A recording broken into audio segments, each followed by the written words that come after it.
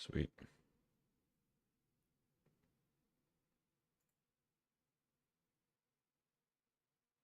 Good there. All right. Welcome back to it. We got about 10 seconds before our draft starts. 64 player single M vintage cube tournament. Using some classic cards, some new cards. Overall, having some fun. We'll see how it goes. Hope to open some power, of course. I actually don't recognize anybody in this pool. I think actually I've played against Jose before. Let's see. I'll be up against Lord Zidane. Okay. Cool. Let's see. Sort it. Pack one, pick one. Looks like a Fury is probably going to be what I'm going to take, just first glance. There's also Flooded Strand, Wasteland, Natural Order being, I think, the better green card between it and Gargaroth. Gargaroth's pretty strong for a 5-drop, but it is just a singular 5-drop body. Natural Order can do a little bit more. Get a Traxa or Woodfall Primus or whatever else. But I think I'm going to start with Fury. It's especially tempting because it's the only red card in the pack, which means I'm not passing any red, which means pack 2 I'll likely get a decent amount of red if I can keep cutting it. But yeah, the only other consideration I think is Flooded Strand. And I mean, like I said, Natural Order is also good, but I don't think it's that close to Fury. So I'm gonna take that and try not to take Giver of Runes on accident. Ooh, okay.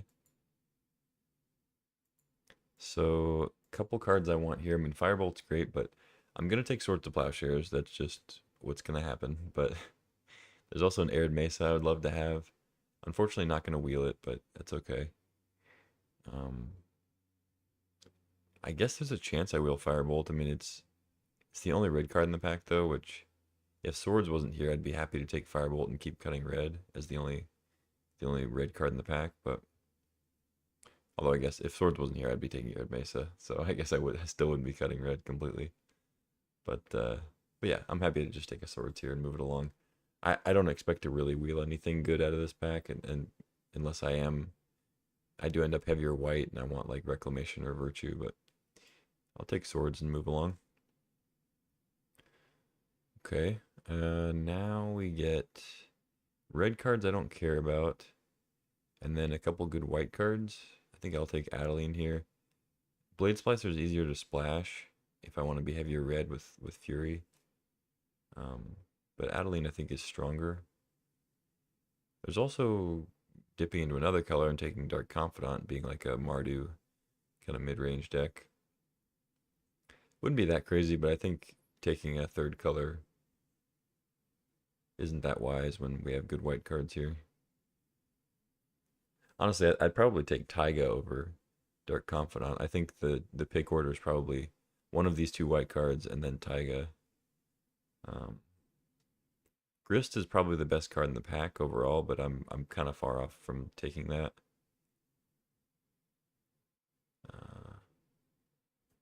So I'm gonna take Adeline here and just kind of jump into red white, see where that goes. Okay, so kind of unfortunate we don't get past great stuff in red white, but I do like Naya lists. I mean, red green white's good. So taking Savannah wouldn't be crazy, or taking Hex Drinker trying to wheel the Savannah. Legion Extruder can be good. It's just not. It's not always the best. I mean, 2 mana for 2 damage is obviously below the rate that you want. But if you have any number of, like, even just a handful of artifacts, it ends up being good enough, I've found.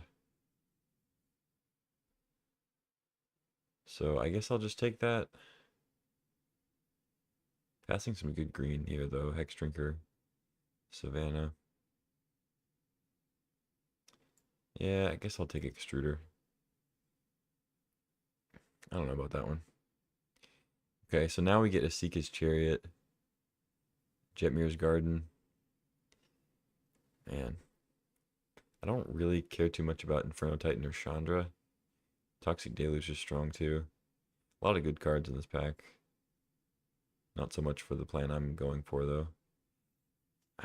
Maybe I'll take a Seeker's Chariot. It could be that the white is kind of drying up. It might also just be this pack. I could take Walking Ballista as just a more safe like pick that goes in any deck. Jamir's Garden. I'm gonna take Chariot, I think. Get into some green. Okay, now we get a couple good red cards and a good white card. As soon as I choose to go in a different color, great. I think that being said, I'll still just take Ignoble Hierarch. The green, the good green's coming around, and even though there are good red cards here, I think taking Ignoble is slightly better than Magda. I only have one. I mean, Legion Extruder, I don't really care about that much. It is a red card, but like I only have one good red card, so I think I'd rather take Ignoble. Like I have one solid red card, one solid green card. Ignoble enables a red-green list really well. Magda also does the same thing, like it can help you fix. But I think Ignoble is actually a little bit better. And the green has seemed a little more open just based on the first pack. It's hard to tell. Pack one, you know. The color weight in the packs is never going to be a surefire thing.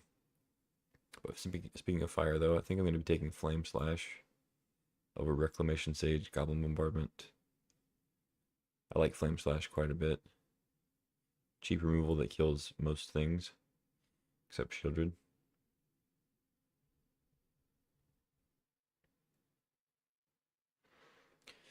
Okay, not a bad place to be. I mean, if we end up not playing too much white, I can cut Adelaide and just splash the swords. Or if we get like a 4th Air Lingus or something.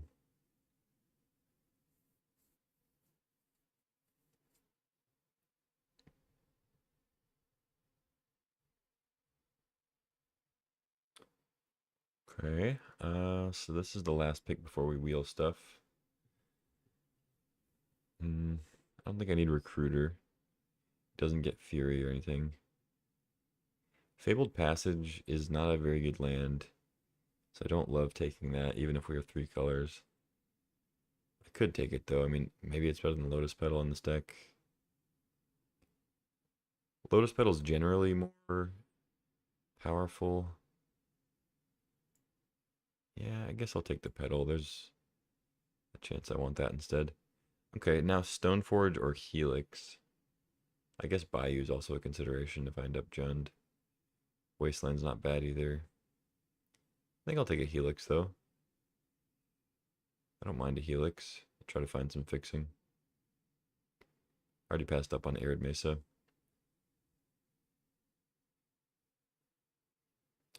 Yeah, it's that or Wasteland. Take a Helix, I guess.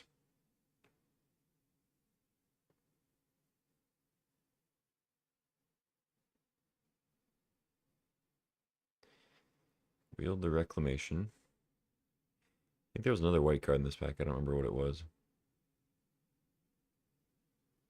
Teferi, Once Upon a Time.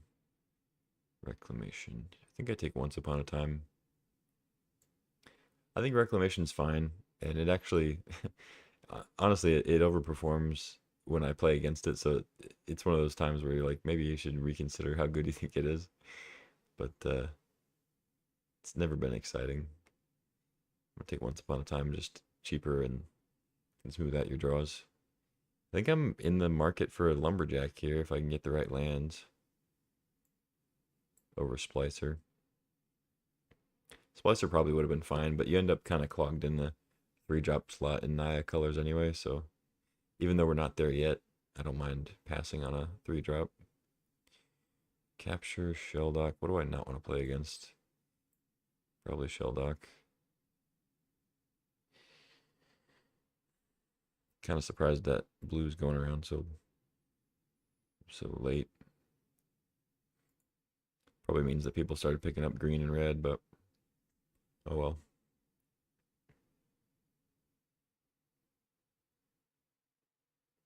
I only passed like 2 good red cards. There's a Firebolt and Magda. Chandra, eh? Want that over Ballista? Nah, I like Ballista.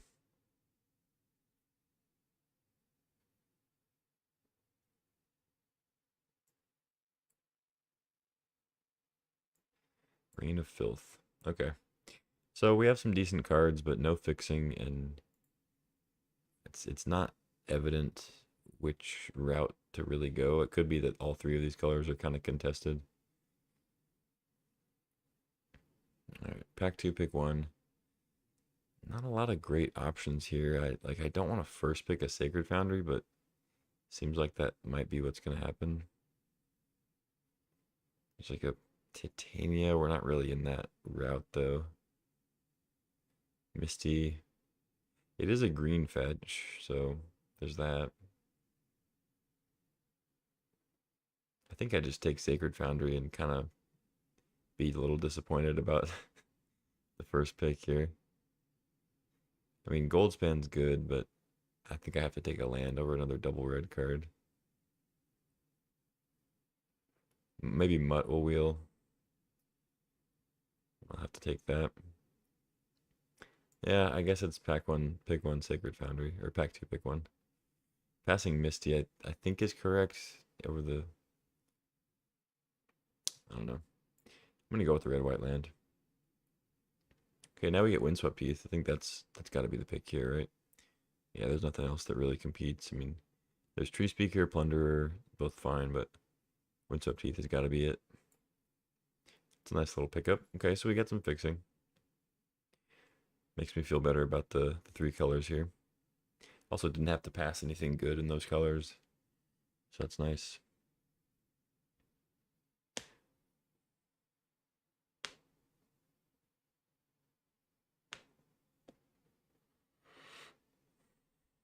Hoping for like Minsk and Boo in the third pack would really be nice. Probably need a couple more dorks. Sylvan Carrington, maybe. All right, pick three. Still nothing very exciting. Maybe I'll just take another red white land.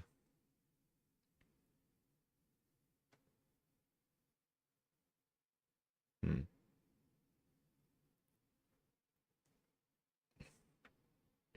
I mean, channel's a way to kind of cheat out a victory, but it doesn't feel too much like a channel deck right now. Unexpectedly Absent is something. As far as headquarters could be decent if I get like a Fractured Identity or Omnath.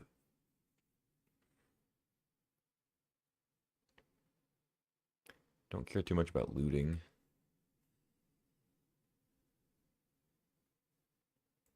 Yeah, let's take Sparas over Inspiring Vantage. I might be able to wield Vantage. All right, so first three picks are lands, not not not the greatest thing, but it is what it is. Okay, so now we get past Student of Warfare. Not the best three color white card. Spirit of the Labyrinth, not the best white card in general. Raphaelos also not great for three colors, especially because it doesn't look like with that heavy green. But I think I'll take Glorybringer here and be decently happy. There's also Umezawa's Jitte. I guess I could take that, but Glorybringer's pretty good. It's nice to have more like heavy hitters with like Lumberjack out too. I don't know. Jitte's pretty good, but let's go Glorybringer. Now we get a Hellrider. There's the Omnath. I mean, I do have headquarters. I have one fetch now.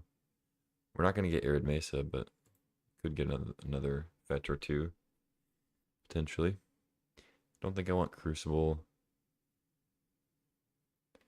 So it's between Hellrider and Omnath. I guess Hellrider's pretty good.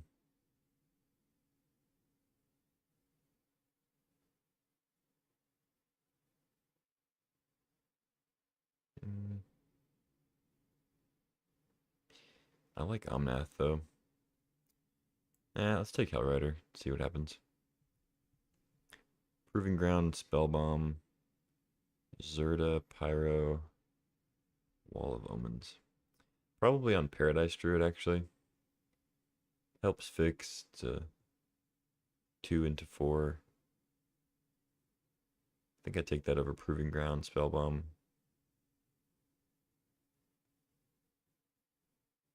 Yeah, seems good. Okay. Now we get a Scavenging Ooze, Ephemerate, Glare of Subdual. I don't know about this card. I liked it back in the day in Ravnica. That's cool. But I don't think it's that great here. Like 4 mana to then just have your creatures be able to tap their creatures. It's like it's not opposition, you know. You can tap their lands.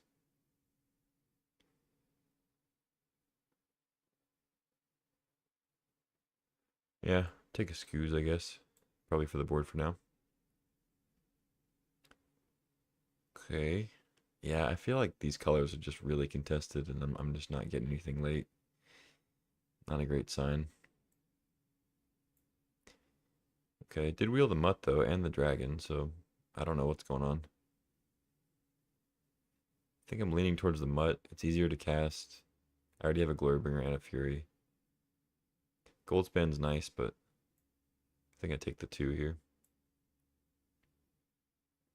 Got a Relic Warder, probably put that in the board. Could also just hate like a Baleful Strix. Baleful Strix is pretty good against me. I don't really think I'm going to be playing Relic Warder, but...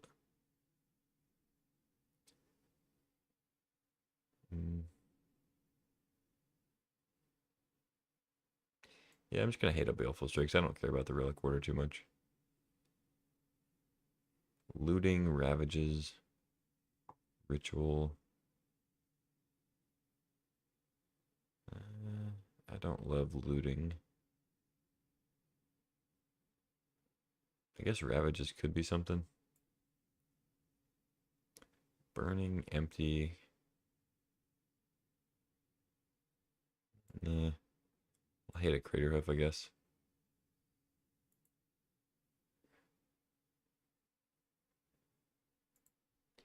Yeah, this draft's not going great. I need a lot of help in pack 3.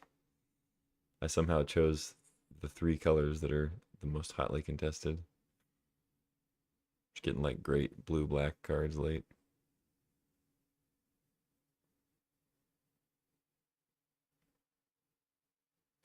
I guess I'll go Crucible here over Gideon. Yeah.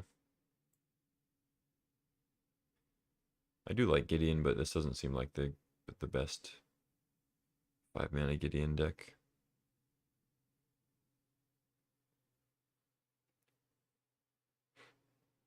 Alright, Zerda could be something.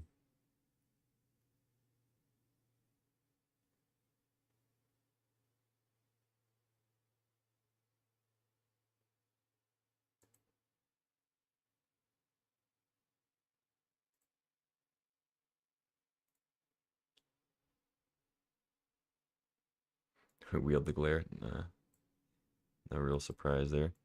I guess I'll leave it in for now.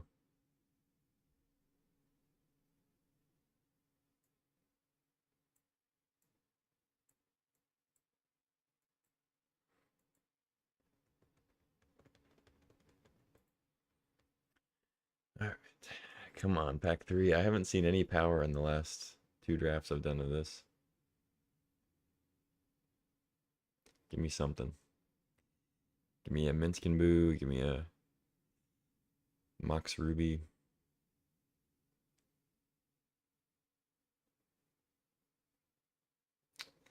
Best I can do is a Path, huh? Okay, I mean, Path's good. Path is good. I don't think we're going to end up wheeling anything. I guess Pia and Kieran will probably come around if Goldspan came around. I wouldn't be that far off from playing Teferi. I have Sparrow's Headquarters, Windswept Heath. I'm taking Path here, though, but wouldn't be that crazy to take Teferi, I guess. Yeah, Not exciting, but I'll take the cheap removal. Okay. So we have Voice of Resurgence, Sylvan Caryatid, Sneak Attack, Pyromancer, Salvagers. We don't have a Lotus or anything, or Lion's Eye. Past Lion's Eye. Don't need Yavimaya, really. Yeah, I like Pyro. Sylvan's pretty good too. And I do like Voice of Resurgence in this version of the cube quite a bit. It's a little bit slower. And Voice is really good against decks that are trying to play like counters and whatever. Like, so a lot of times you can wheel it, especially this early in the pack, but I'm not confident with this this draft. Maybe I'll take Pyro. I'm not really on Sneak Attack. I'm gonna go Sylvan actually. I don't know about that one. Hopefully I can wheel the Voice. I'll wheel something, I think. Now we got Sulfuric Vortex, Manamorphose, Mayhem Devil, but I'm probably just on Gaia's Cradle. I only have 11 creatures, but hopefully I can pick up some more. Passing Razor Verge Thicket. Could possibly wheel. This pack's not terrible. I mean, there's Ponder. Brain Freeze will probably go. Ulamog might go. Grave Titan's decent. Yeah, I don't know. Thicket might come back. I'm gonna take the Cradle. Prismatic Ending. Bergi Nissa Green Suns. I like the ending, but I do have a decent amount of removal already. I have like 1, 2, 3, 4, 5-ish cheap removal spells, plus like Fury. I'm not super inclined to take Goblin Guide with this deck, but could be something. Green Sun Zenith doesn't seem that great. It just gets 1s and 2s right now. I can't get Chariot. So I'm either on like Nissa or just more removal. I guess, I mean, I could take the guide. I guess having another 1-drop wouldn't be bad. In a deck where I'm trying to play Hellrider.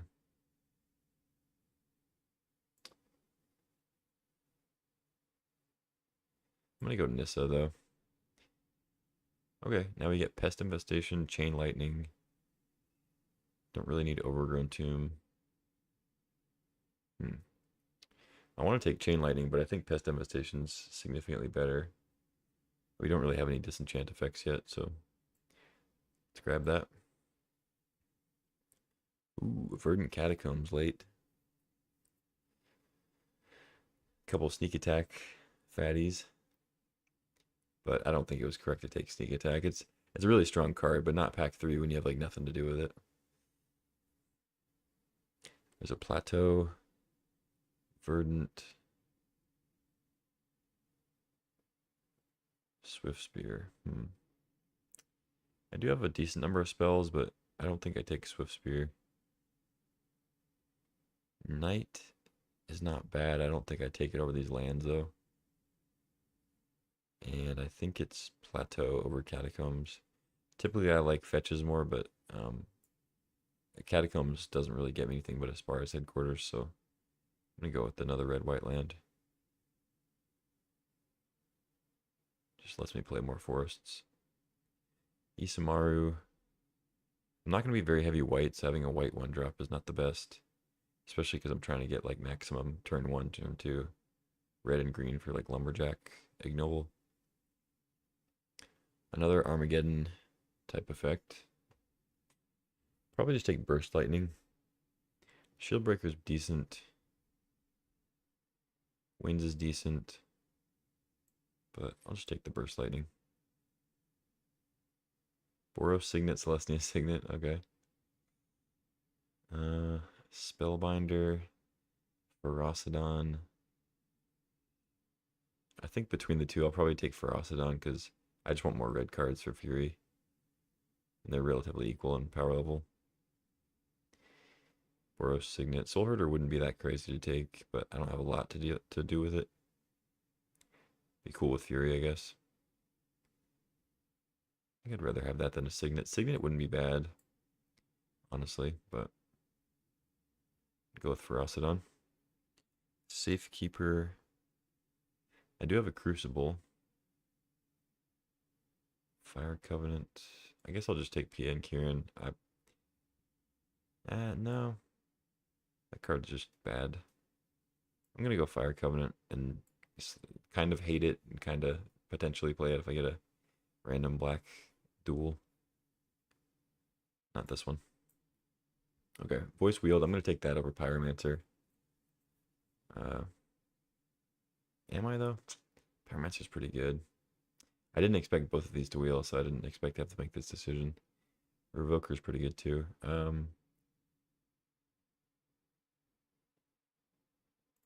Yeah, I think I take Voice, actually.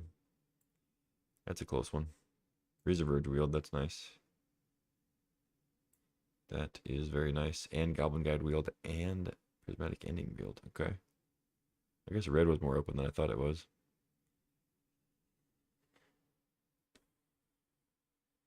Yeah, I'll just take Goblin Guide. I have a lot of removal. Epicure over Hermit. Yeah, I think that's right. Swift Spear over Atarka. I don't have Natural Order. I could actually ramp into it, kinda, but I'm just gonna take Swift Spear. Get the Shield Breaker. Probably put that in the board. I ended up with a lot of playables. Actually, more than I thought I would end up with. I'll put Glare in the board. I guess there's matchups where that's good. Seems like Extruder is like decent. There are times where I end up sacking Chariot if it gets blown up or something. Obviously, would love to sack Scrapwork Mutt in a lot of cases. There are times where like Lotus Petal being a 3/3 could be nice, you know. Same with Ballista, I guess. So it's close. I mean, it could be a cut still. What's up, Luna? Um,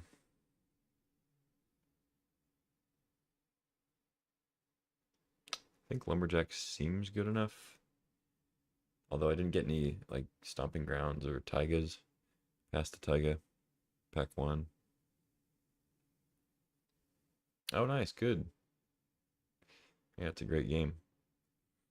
I would recommend starting on Magic Arena if you don't have people to play with in paper, because they do a pretty good job of showing you the ropes and all that.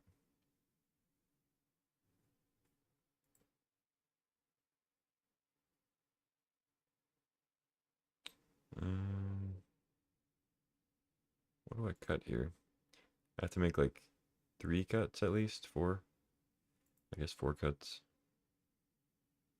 I got a few red 1-drops at the end there. My fixing is decent. It's not great. I have like a tapped green-white land. A green-white land that I can't fetch. 1 fetch and 2 red-white lands. Like, it's decent. I think Adeline's still good enough to play, even with double white. I guess I'll cut Ooze for the board.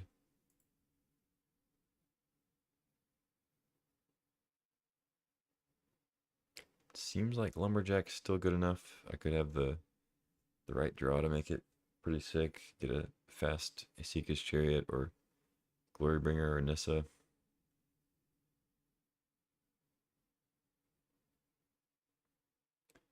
This deck needs, I think it needs draws like that to stand a chance. Because it's got good cheap interaction and it's got decent threats, but it's not very explosive. Like no fast mana except like a Lotus Petal, which I might end up cutting anyway.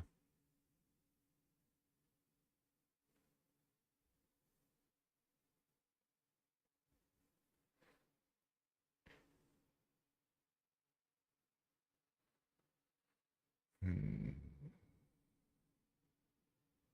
I could cut Sylvan Caryatid since I have Paradise Druid and Paradise Druid can attack first with like Hellrider.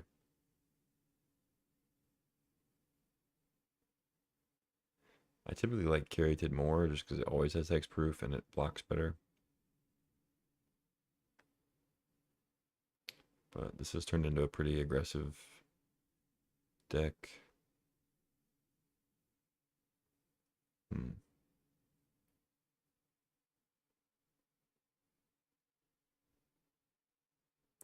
I mean, I have a fairly low curve, so I guess I could play 16 lands. I just like plus Ignoble, plus Once Upon a Time, plus Lotus Petal. Seems like 16 is not crazy.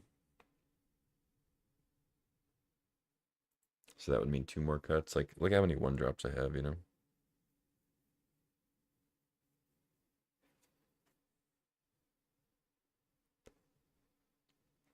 Like, I have a couple fives, but Fury isn't even always a five. I can just pitch cast it. Pest Infestation is like sometimes a three, sometimes a five. Ballista is oftentimes a two or four. So, like, a pretty low curve all told. Especially if you count Fury as like a in between.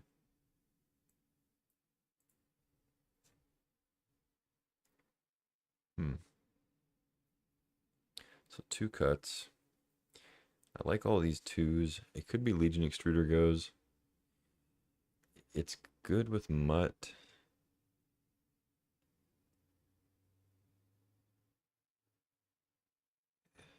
But not much else. I think, yeah, I think the extruder goes. I have good removal already. Goblin Guide, Swift Spear.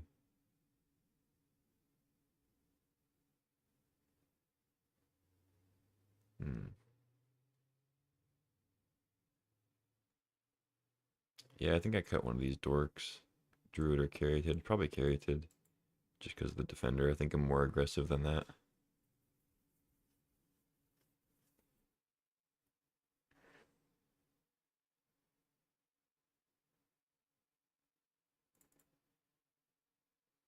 Because Paradise Druid has hexproof as long as it's untapped, which means you at least get one shot with it, which is oftentimes all you need.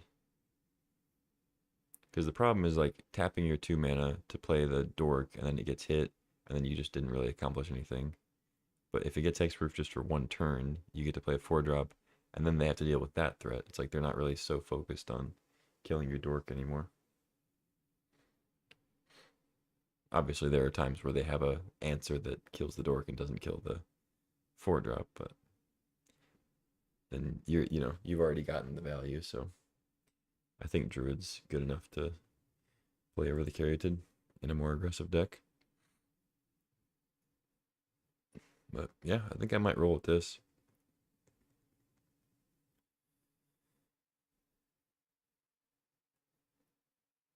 I don't know if Petal's worth playing. I guess it is. I mean, getting like a turn two Adeline would be pretty sick. Turn three Hellrider, turn three Chariot. Like I do have cards that get a lot more value if they come out a turn earlier. Like I mean, obviously every card, like every creature is gonna be better if you get it out a turn earlier. But I mean, I have creatures that are like significantly better a turn before, like Adeline, Hellrider, Chariot.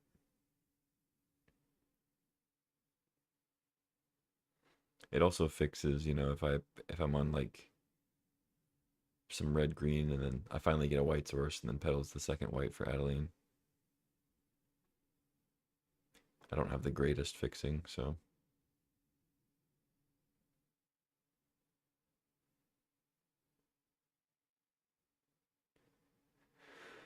hmm. You could also just cut one of these little red one drops that don't add much to the board, like Swift Spear, Goblin Guide.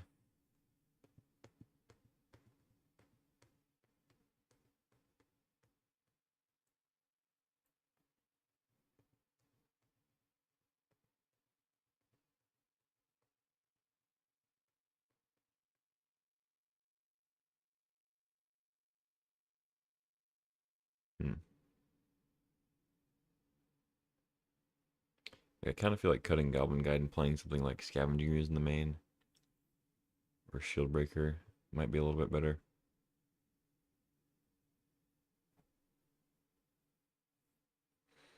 I don't know though. Goblin Guide's still pretty good. Maybe I'll bring it in on the play.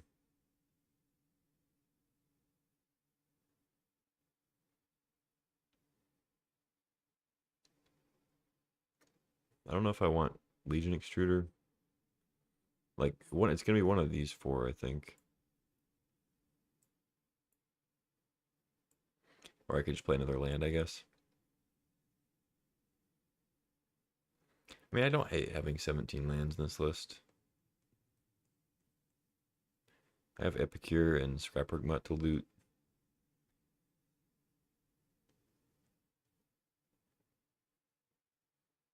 And also when you're just playing 3 colors, it's nice to have a better shot at getting the mana.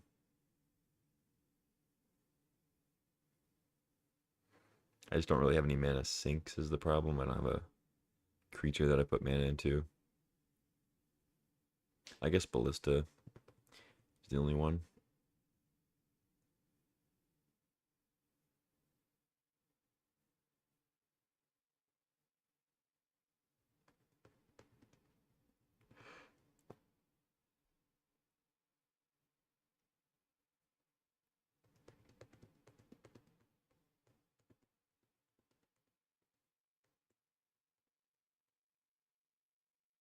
Hmm.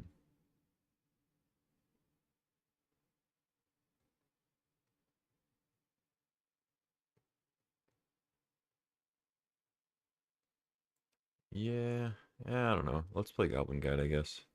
Go 16. Sure. 5, 6, 7, 8. 2, 3, 4, 5, 6. 3, 4, 5, 6, 7, 8.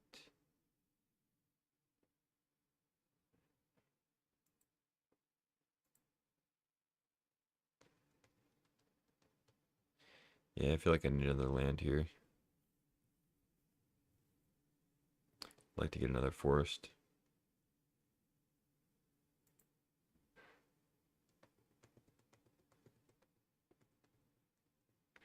Three, 4, 5, 6, 7.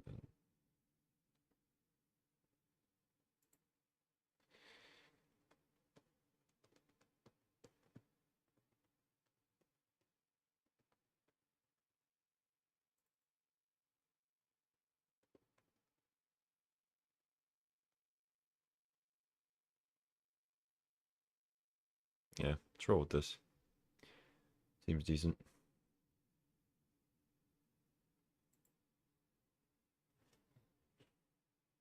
All right, I'll wait 6 minutes and then we play.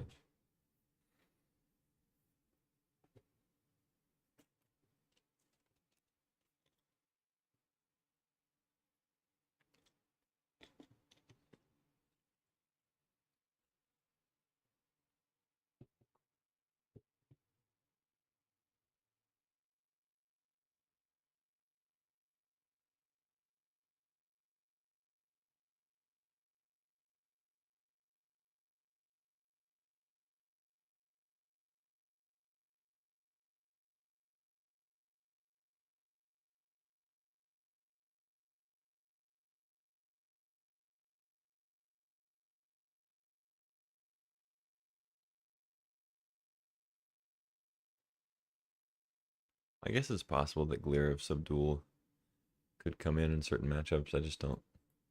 I just don't really see it. Maybe if it's like a deck that's very similar to mine, just trying to win with creatures, and that's about it.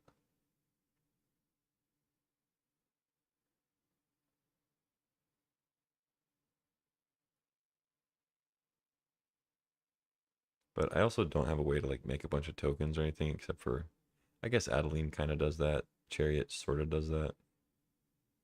Pest Infestation. Yeah, I guess I have a few ways. Nissa, whatever. I lied.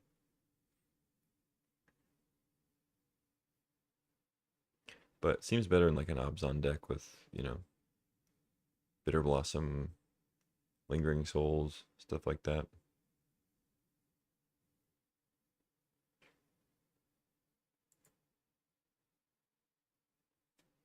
We have a few sideboard cards though. Shieldbreaker, Scavenging Ooze, Extruder could be good. Shadow Spear. Nothing.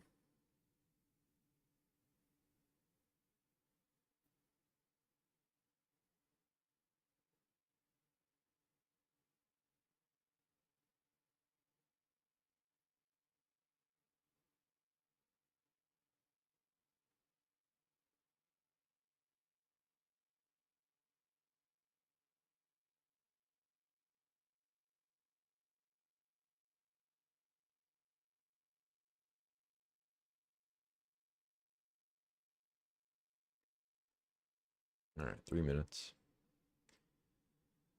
Thanks for hanging in there.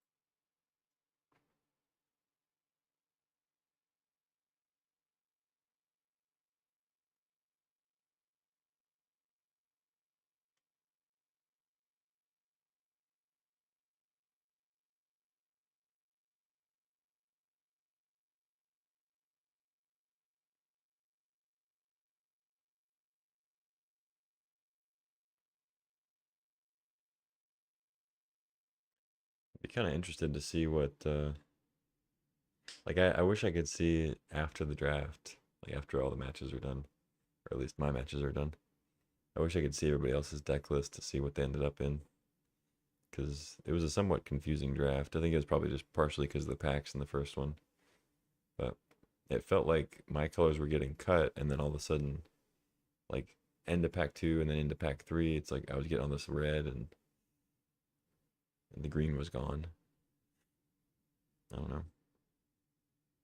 Like I got like a super late hierarch. I was getting late green stuff, and then all of a sudden it dries up. The red shows back up. The white is gone. I don't know.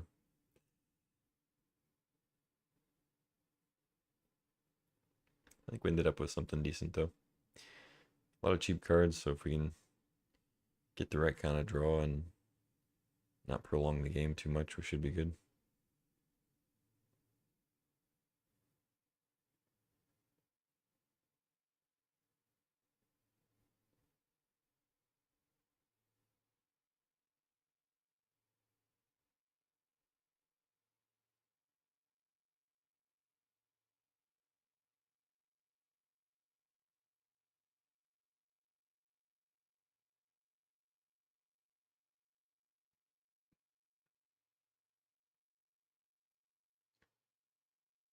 I think if I had the Wasteland, there's a world where I play like Wasteland, Crucible, and Ravages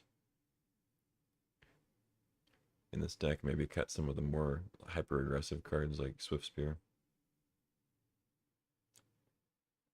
Epicure is not like hyper aggressive, but it's another red one drop that just trying to deal damage and loot. So probably cut like those two, play Crucible, Ravages, Wasteland, but I don't have it, so no point worrying about it. 30 seconds.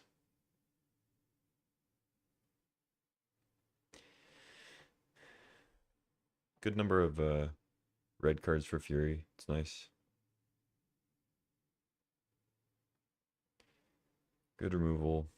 Decent creatures. Just not very many of them. I could have used like at least two more creatures, ideally.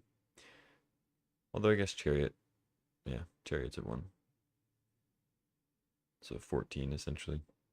I guess Pest Infestation kind of counts too. All right, round one. No red source, or sorry, no green source for the Paradise Druid. We are on the draw. So I have 2 turns to draw green. I have a Flame Slash for their threat. Hellrider eventually. I think it's still a keep. I mean, I have playables. I have green sources I can draw. Workshop Signet.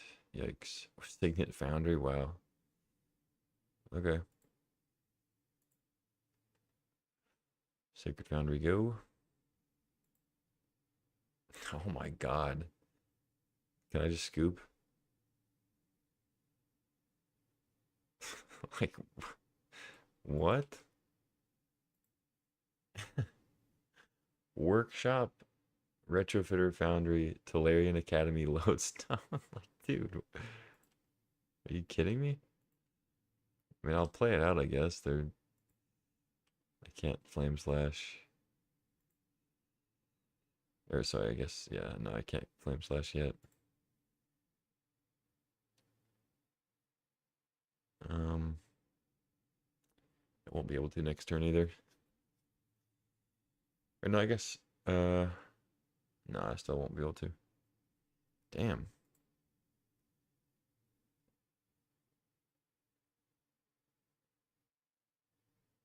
Okay, well, let's go get a land, I guess.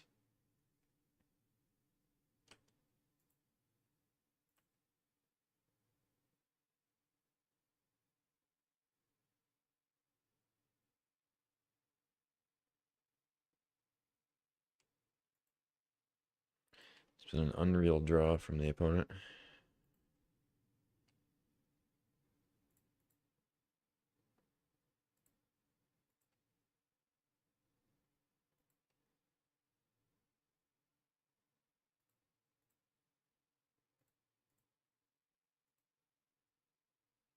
Lumberjack. Can't cast that yet. I'll be able to next turn cast something. Probably just have to kill the lodestone if I can.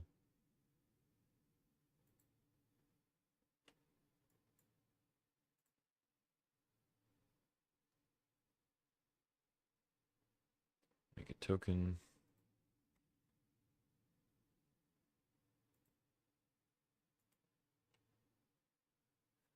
Yep. I mean, I'm pretty dead. I should have just scooped to the lodestone, but whatever. See if they have a counter spell or something.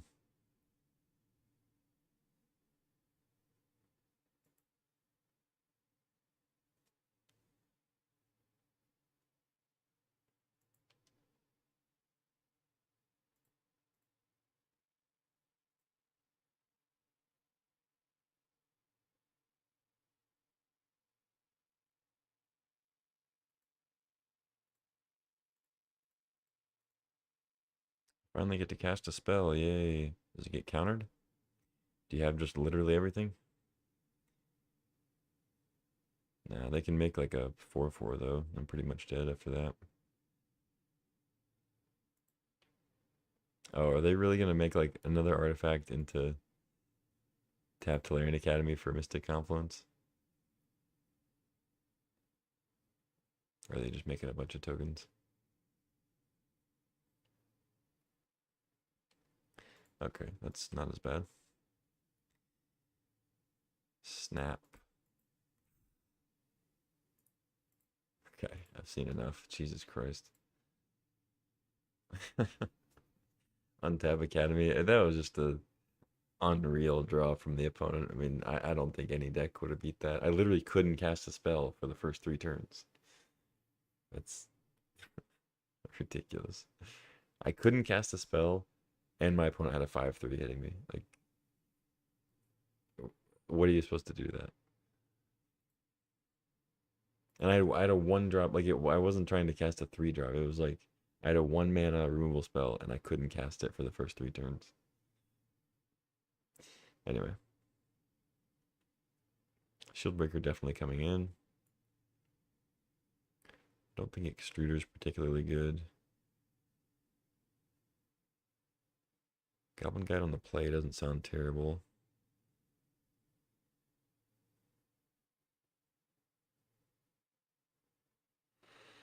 Hmm.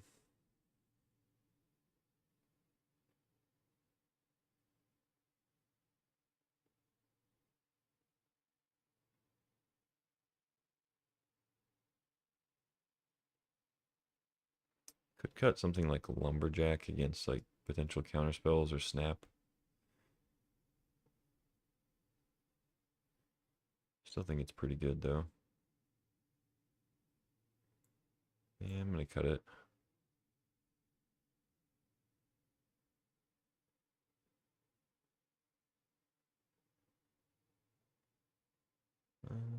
Yeah, go with this. Play first, yes. God damn it. Got a mulligan. Dude, come on. Work with me here a little bit. Keep, I guess. Bottom Glorybringer. Sheesh.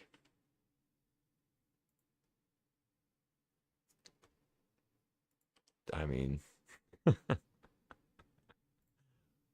workshop both games. Keep 7. Yeah, no big deal.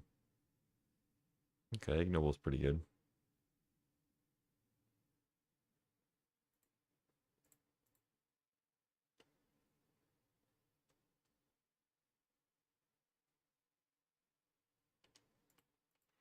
No plays, huh?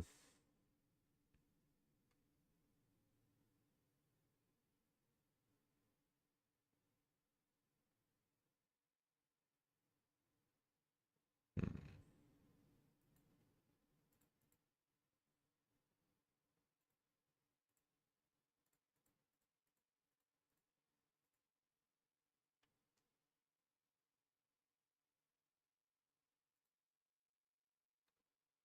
I gotta get upheavaled here eventually.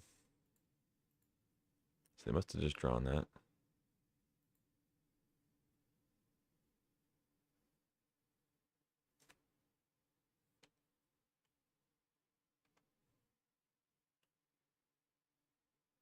Wish I had that Glorybringer, I guess. Let's see.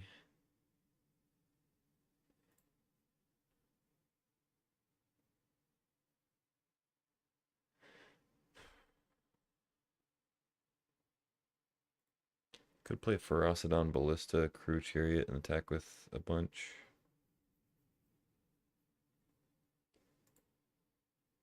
Doesn't sound too crazy.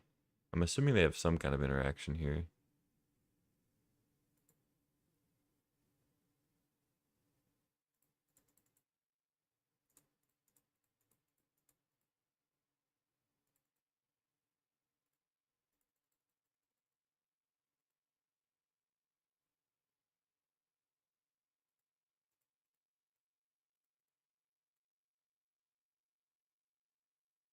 They have a mana leak.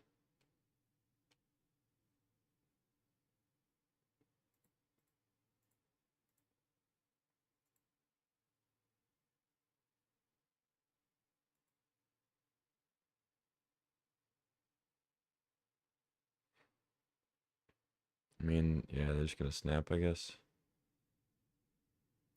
So I could sack it so they don't untap their lands if that's relevant. But I kind of want to bounce it. I mean, or I kind of want to get it back to my hand so I can replay it as a bigger thing. I might get punished for letting them have blue again, but I'm gonna let them untap.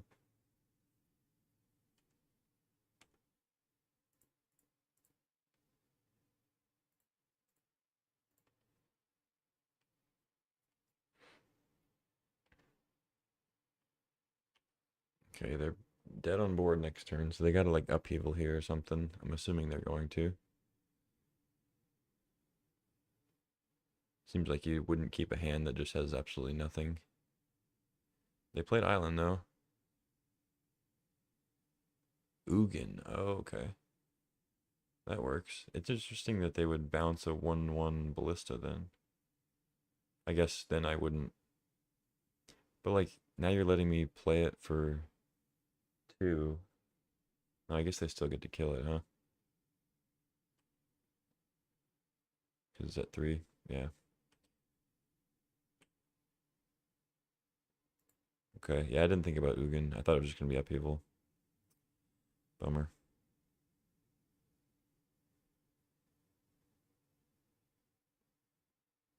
Yeah, I'm pretty much just fucked. I can't beat an Ugin at this point. GG. Yeah, whatever. My opponent just had an absolutely unreal draw game one, and then I played too much into an Ugin. I didn't think of it as a threat. I thought it was going to be an upheaval. So there wasn't really like against upheaval. There's not much point in not playing stuff out because your stuff's just going to go back to your hand. So it's not like a wrath where you're going to actually lose the stuff. But obviously in this case, I did lose the stuff because it was an Ugin. The only way that blue actually has to wrath the board. So it's just how it worked out. GG's. Disappointing, but like I said, this deck wasn't outstanding. So not too disappointed. All right, well, that was a quick exit. Don't love seeing that, but maybe I can join another one later. But in the meantime, I think I'll do a league here.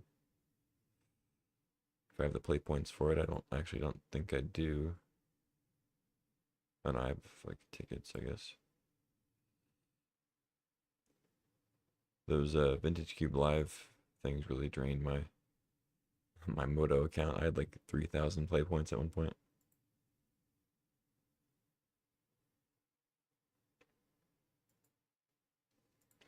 Yeah, let's join a league. See what's up. I still can't believe that first game. Just workshop into academy into the lodestone, like not let me play any cards.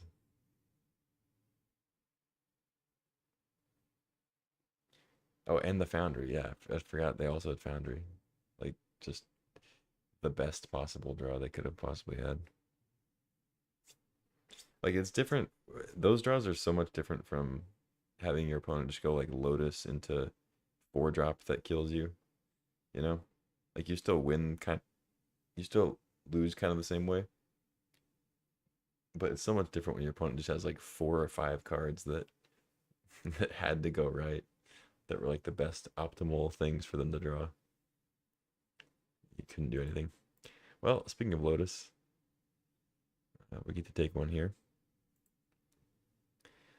Obviously slamming Black Lotus. Let's see what we can wheel. Um,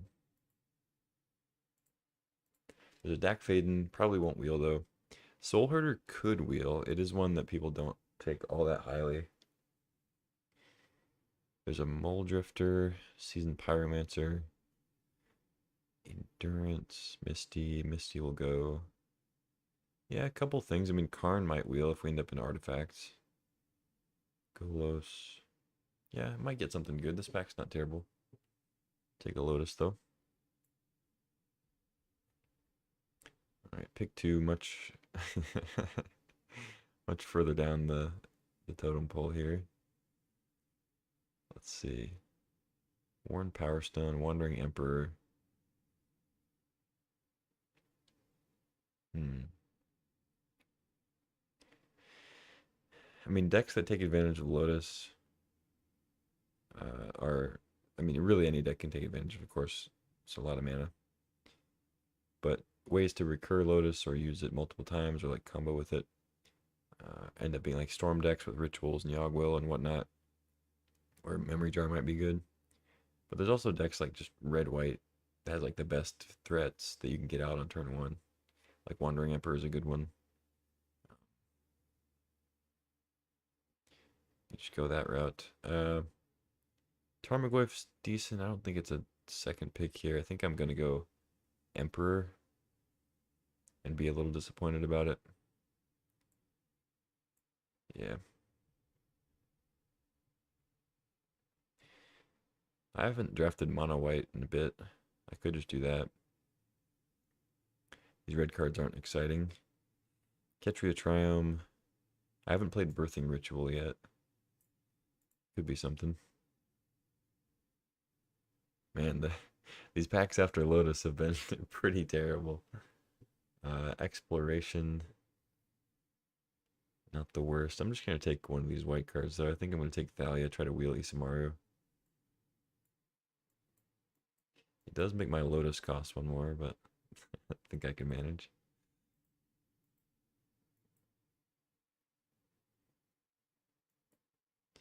Okay, now I just take Figure of Destiny or Giver of Runes, and I'm okay with that. Passing Jetmir's Garden.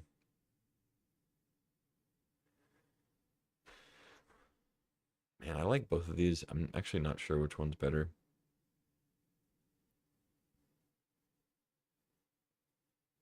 I mean, Figure does more damage. It's more, uh, like, it's better for the aggro side of things, of course, but Giver's just really nice at protecting your threats and just kind of grinding a little bit.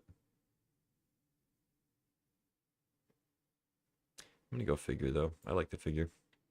Ooh, Parallax Wave is great. I'm gonna slam that. Passing Hellrider. Azorius Signet, I guess. Yeah, not passing too much. Wave is sick. And Palace Jailer? Jeez. Alright. Glad I went mono white. Plateau here also. Duretti's pretty good. I like Foff. Glad to see Foff back. Sweet artwork, but take the Jailer. Easy. Wall of Omens, Lightning Helix, Spirit O the Labyrinth. I mean, Spirit's good, just like 2 mana 3/1, especially if you're not trying to draw too many more cards, but it's obviously not good with Monarch. Um, I could actually take Lightning Helix. I mean, I also like Wall of Omens, though. I'm a big Wall of Omens fan. Spirit's obviously more aggressive, so I guess there's that. Yeah, I guess I'll take Spirit.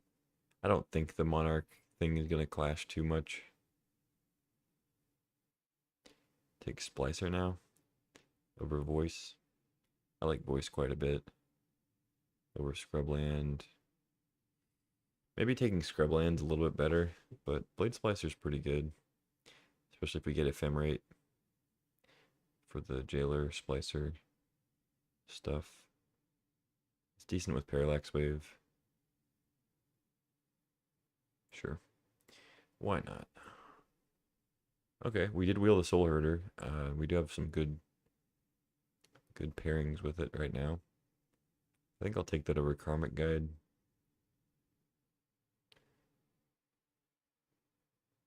Mole Drifter's decent too, but I think I take Soul Herder if I'm going to take a blue card. Drifter and Soul Herder obviously work well together, but we can't get that. Pyromancer, I guess, is maybe better, but it's double red. I don't know. Let's go blue-white. Soul Herder's a lot easier to splash.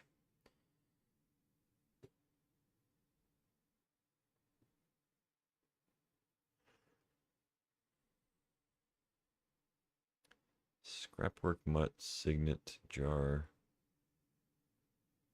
Probably most likely to play Mutt. Damn.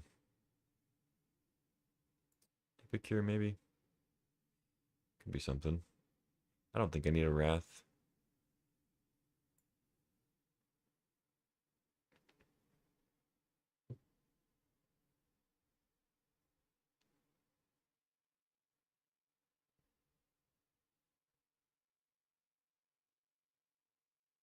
Wish I had a Wall of Omens now instead of the Spirit. I kind of forgot that we might wheel Soul Herder.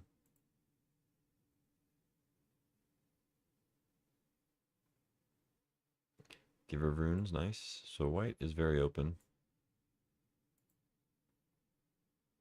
I guess we might get the Wall of Omens back. Vindicate over Shield Breaker, sure. Depths. I'll take a Foff. Could end up playing it. I don't remember what pack the Wall of Omens was in. It might be this one. It might be gone. I think it actually was in this one, but only one card left. Gilded Drake. Ooh, pack 2. All right. So a few cards I want here. Luris, Mox Sapphire, Path, Arid Mesa, but obviously it's going to be Mox. I mean, especially good because we're trying to play a little bit of blue now. But Luris is great. Arid Mesa is great. Path is great. I don't think I'll wheel anything solid out of this pack. Like I can't imagine I'm wheeling an Arid Mesa. Sometimes people don't play Luris, but the rest of these cards aren't outstanding. Like Cruel Ultimatum, who's playing that, you know? Like Cruel Ultimatum, Survival, Bloodghast, Mind's Desire, like yeah. I don't think anything good's gonna come back from this, but we'll see. Happy to get Black Lotus Mox in the first two packs. Now we get Remand, Pestermite, Treasure Cruise. I mean, Remand, Remand in a deck with Thalia and Spirit of the Labyrinth is not ideal. I really wish I had Wall of Omens instead of Spirit now. I kind of thought I was going to go a different direction. But I can also just take Cathar Commando and ignore the Remand. Remand is a much better card.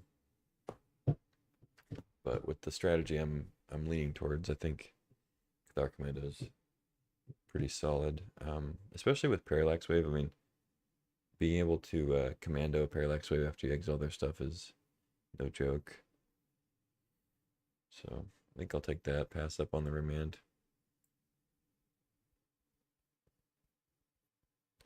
Ooh, Library of Alexandria. Not the greatest library deck right now, but I think I'll still take it. Passing up on Disenchant, Supreme Verdict, Preordain, Sacred Foundry. Yeah, I think it's better than Disenchant. Might end up wheeling that anyway. Now we get a mana drain. Okay. It's that. Lion Sash wins. Image isn't the worst, but you can't Soul Herder it, unfortunately.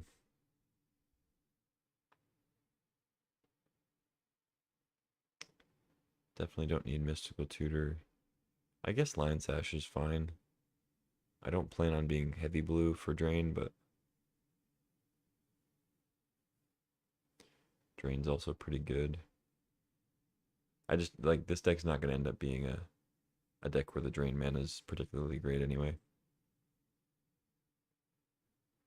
So I think I'm just going to snag Lion Sash, hope to... I don't really care if I wheel Winds of Abandon. I'm not the biggest Winds fan. Teferi I'll take, though. Oh, actually, there's a Tundra. Damn. And a Spellbinder. There's a handful of cards I want here. Spellbinder's great. It's good to blink. It's good attacker. Tundra's great fixing. Teferi's just an awesome card in general. Yeah, it's always tough, like, passing fixing for another blue card that you're trying to splash with no fixing. I think Teferi's good enough to take over the Tundra, though.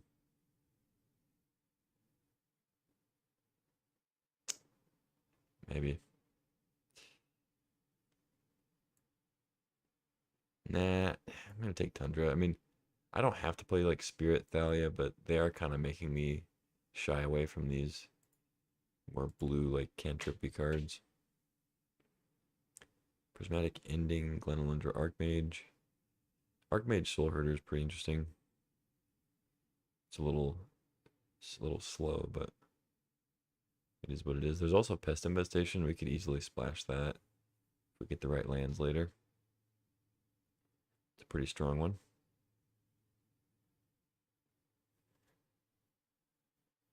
Don't really care about Weathered Wayfarer. Archmage.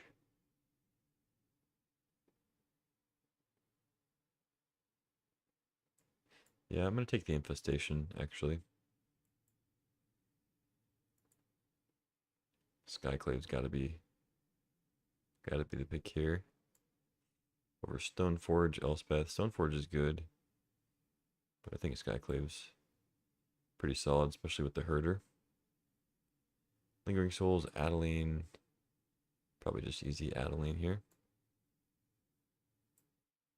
All right, and it's nice to get a couple straightforward picks after all those different options. Knight, yeah, I mean all the ones I had named, right? Mine's Desire, Blood Gas, Survival, Ultimatum. Yeah, I'll just take the land. There's potential I can end up playing that, I guess. Grief, Pestermite, Iona, Firebolt. I don't see myself playing Grief, but take a Pestermite, I guess. Disenchant Wield, Supreme Verdict. Yeah, I'll just take Disenchant for the board. Don't think I want Verdict. Wind's Wield, nice. House Wield, that's good too. Wayfarer, Wrath. I don't think I'm really into Wayfarer, but if we get, I don't think I want Wrath either. So if we get like a Strip Mine or something, Wayfarer could be good on the draw. What's up, Michael? Yeah, white team's open, yeah, for sure. A couple cards we didn't wheel, but for the most part, we're getting a lot of the white back.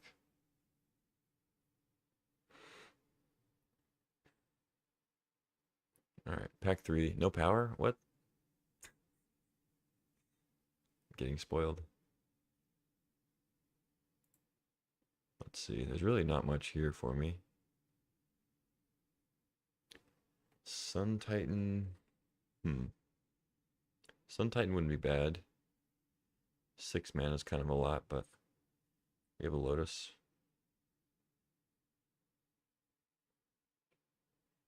Like, Lotus Sun Titan's pretty sick if we can get there. Cyclonic Rift is fine, but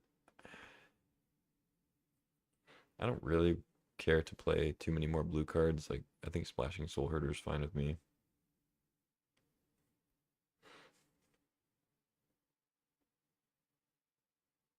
Asika's Chariot wouldn't be bad if I want to try to get some green lands too, but Cradle, yeah, that's true. I could try to just wheel the Sun Titan if white's open enough. Yeah, I don't hate that. I think it's that or Chariot. I'll snag the Cradle, see what happens. Of course, it moves all my stuff over. I think I can wheel that Sun Titan. I don't think that'll be a problem. Especially pick one. Okay. Here it's probably just Colonnade. I think I can probably wheel the Student too. If I don't, then I don't, but I think I take the blue-white land here. Don't really need a Relic. Animate Dead's great. But we're not really there. Take the Colonnade. Ooh, Copter. Sparras. If I had a white or blue fetch, I might take Sparras to try to play Infestation, but I guess there's Simic Signet. Can I wheel Simic Signet? Probably. This is a decent pack. I mean, Legionnaire, Miscalc, Confidant, like Fury. I might be able to wheel a Signet. Because the artifact player will probably take Monolith, if there is one. So I think I take Copter and try to wheel this Signet. And if I don't, then maybe Legionnaire comes back. I don't know. I want to take Copter here, though. I think that's the correct pick. If I get Signet back, then Infestation could be something. Ooh, Resto. Resto's nice. Not really an Academy deck. I guess I have like Copter, Blade Splicer. That's about it. Mox. Yeah. Not nearly enough. Just take Resto. Mother of Runes. Dang. A lot of good ones here.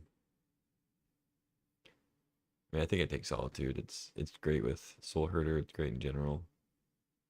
We're a little short on removal too. I already have Giver of Runes. I don't know. Mother of Runes is, I think, slightly better in most cases. Well, yeah. Anyway, I mean, Solitude's just better. I'm gonna take that. Hope to wheel wedding announcement or mother. Uh, we'll see though. I mean, the rest of these cards are not all terrible. I don't know.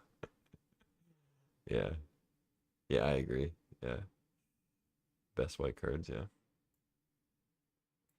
I agree. Ooh, Mana Tithe? I think I take Seachrome though, just to solidify this blue splash. Mana Tithe's fine, but I have a lot of playables and I still have some in the board I can play, like Disenchant, Wayfarer.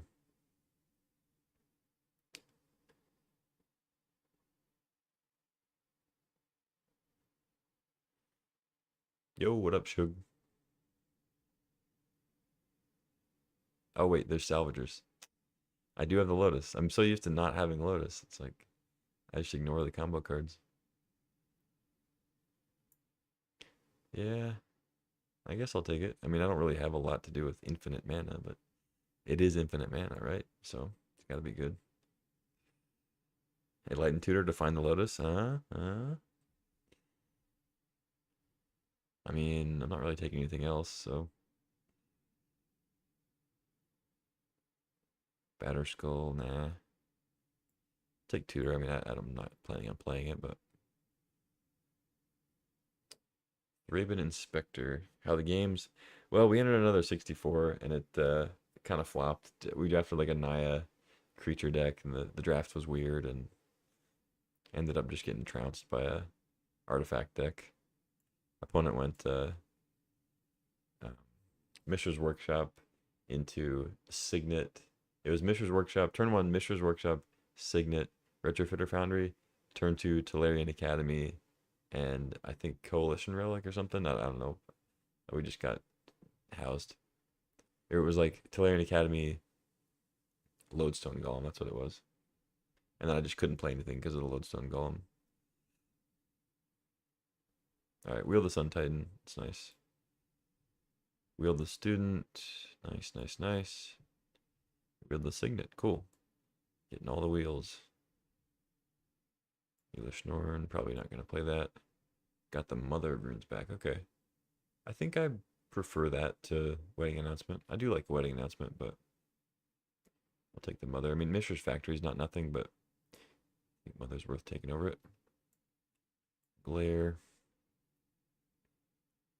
So at this point, I'm not sure if Pest Infestation makes it in because I don't have any green lands. I just have the Signet. So I think I probably end up cutting it. I don't really need to play it. I have Disenchant if I want to throw that in. Um, Decent blue fixing. I still need like an island, I guess. Yeah, white. Yeah, white was very open. Agreed. Legacy Cube stuff. Well, this is Vintage Cube. So it's more refined. The only difference is like power, basically. No Ugin. Oh, I did actually get Ugin. That was game two. Thanks for bringing it up. I played out my cards because I was like, oh, I think they have upheaval because they like didn't play anything for the first couple turns. Nothing like impactful. They played like Grim Monolith and whatever. And I was like, oh, I'll just get as much damage as I can in and then try to, rebuild after the upheaval. And then they just tap 8 mana, play Ugin, and then sweep the whole board. And yeah, they were like mono blue. I didn't expect an actual sweeper, but I was thinking upheaval. They had Ugin, so that was that. So this deck, on the other hand, is much better. Kind of knows what it's doing. Got to make some cuts here, though. I guess not that many. I've got like Lotus is kind of a land. 5 here, so like 2 cuts. I'm not sure if I want this Cradle. I have a lot of. I guess it's good with like Copter. Probably not playing the Signet. It's an easy cut. Um,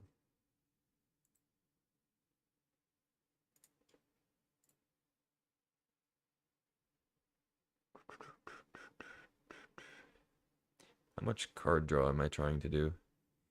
Copter, Thraben. I can just crack the clue on their turn though. I'm thinking in terms of Spirit of the Labyrinth. Could maybe cut. Not a lot though. It's just Copter and Thraben. Oh, I guess Library. Yeah.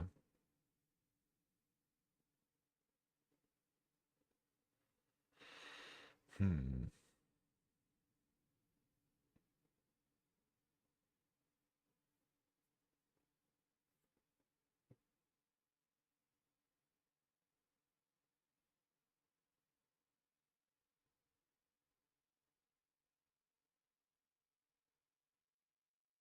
I could just abandon the Soul Herder plan because I got a little bit of fixing, but not a ton.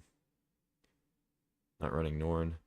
Nah, I don't think so. I mean, I do have outs to like get Auric Salvager's infinite mana thing and get a big 7-drop, like play with Lotus or whatever. But I think I got enough other good cheap stuff. Kind of pushes it out.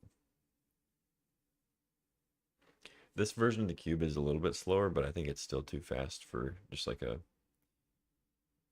hard cast Elish Norn.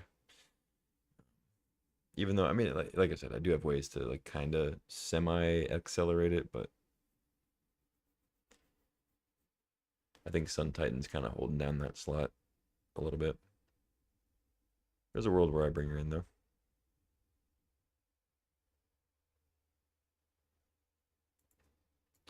Okay, so this is 16 lands plus Lotus. Wouldn't be crazy to just run that, but I think I go one more cut.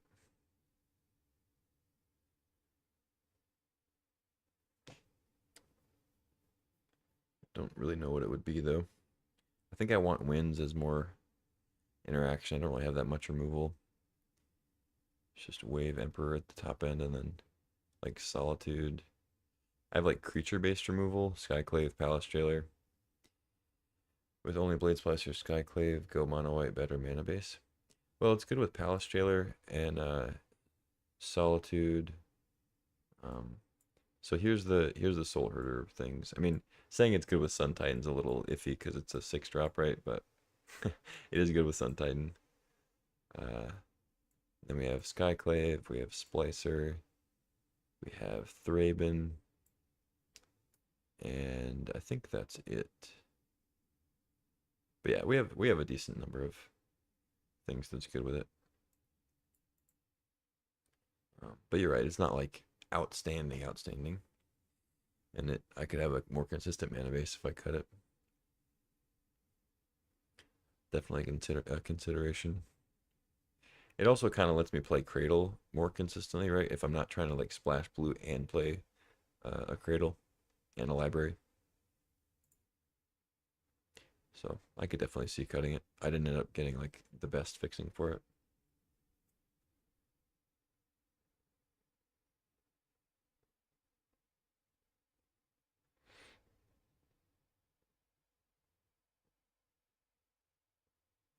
Mm,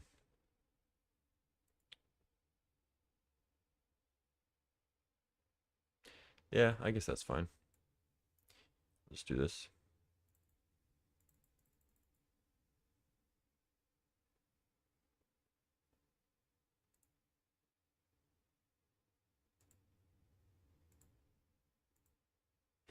All right, let's rumble.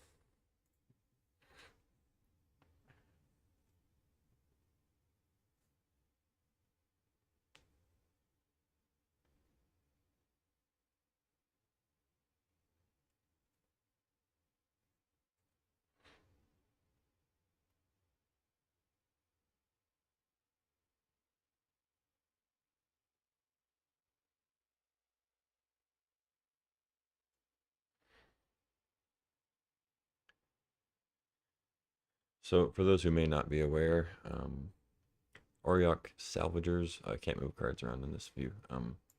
Auriok Salvagers and Black Lotus are infinite mana. So if you have it in the opener, you go land Lotus, Salvagers, or you can wait a turn, I guess, if you want to protect it. But You can just go land load of Salvagers, and the next turn, pay 2, get it back. Play it for 3 mana, pay 2, get it back, and then you're netting 1 mana each time, and you can just play everything in your hand if there's no interaction from the opponent. So pretty sweet. It's not the best like late game play, of course, but it's got a decent body. 4 mana 2/4. I don't know, blocks. You can get a Mox Sapphire back after they blow it up. Anybody? Oy. This hand is not exciting. Hmm. I think I can do better than that. Slightly better.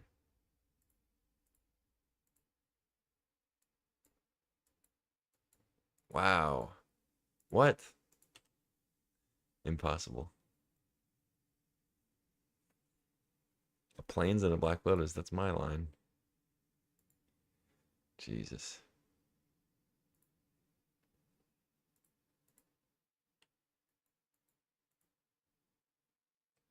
Let me guess, you're going to play Wandering Emperor now.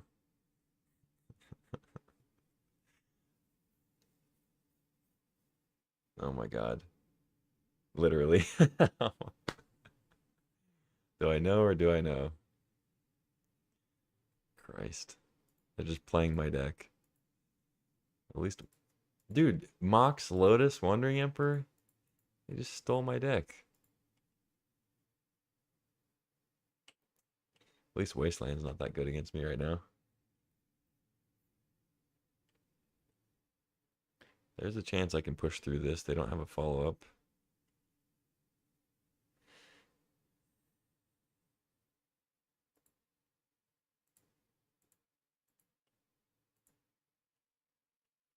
So I can play Commando block and then give Pro White. I guess that works for now.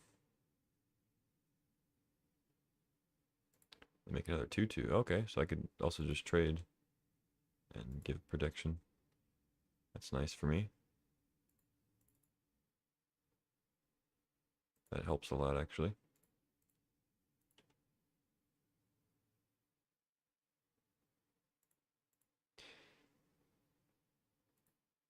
If they have removal, then they have removal. I guess they got me.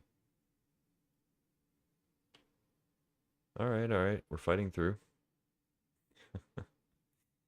Give her runes doing work. Let's see. I guess I attack Wandering Emperor.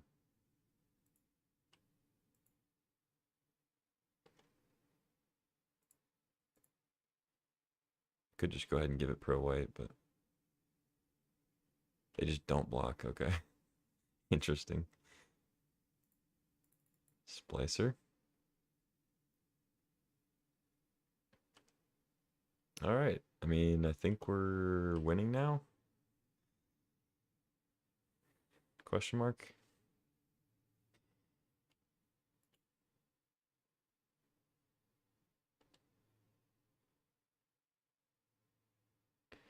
Giver of Runes just kind of hosing this mono white list.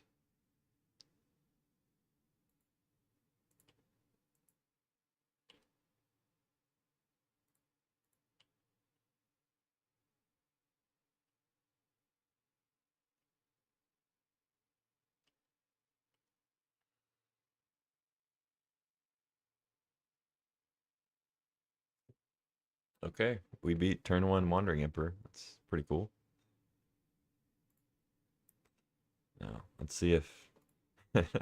Now what we're going to do is play turn 1 Wandering Emperor, see if the opponent can beat that on their end. I mean, we saw Mox, but I don't know if it's worth bringing Disenchant in. On the draw, I guess Wayfarer gets a little bit better. I could actually like cut a land for Wayfarer. Wouldn't be crazy. I have a decent number of 4s though. And a Sun Titan hanging out.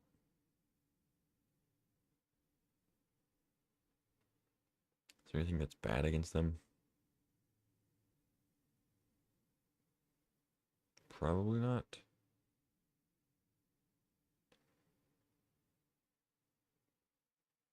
I mean, Lion Sash probably isn't the greatest, but it stops like Lotus combo stuff.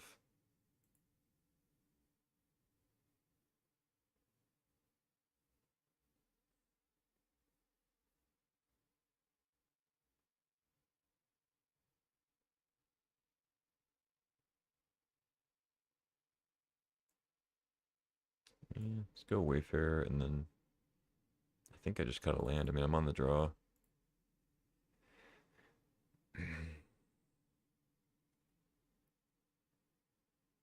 Yeah, seems good. Wayfarer with Mox is sweet too. Keeper. And they're blue white. Splashing Soul Herder, let me guess.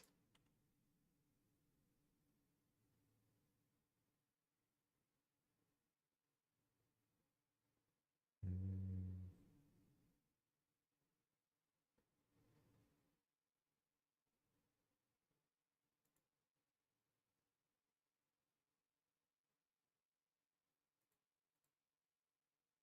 I think I start with Commando.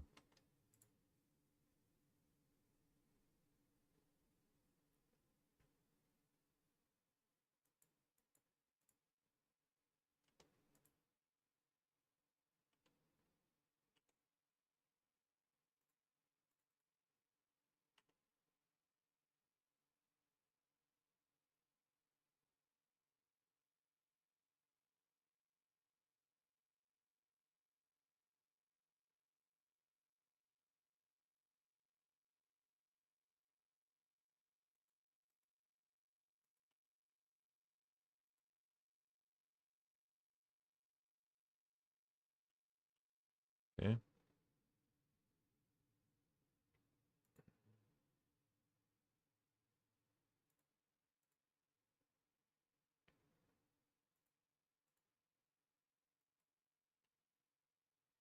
Go ahead.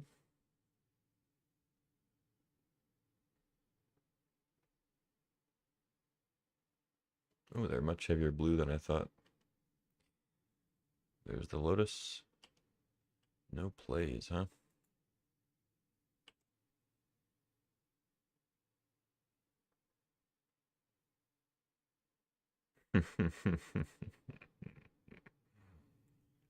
Okay. Uh,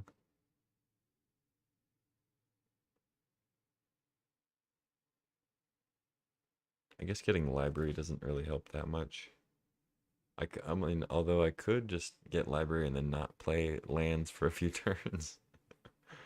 Try to get up there. I don't really need them. That'd be funny.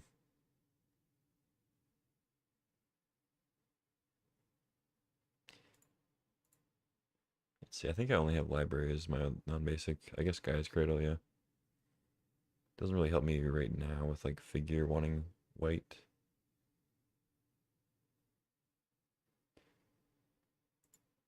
Let's get the lib. Yeah, about to do work, yeah. I'm assuming it's some kind of counter or big thing. I don't know. They got 4 cards, all the mana they want.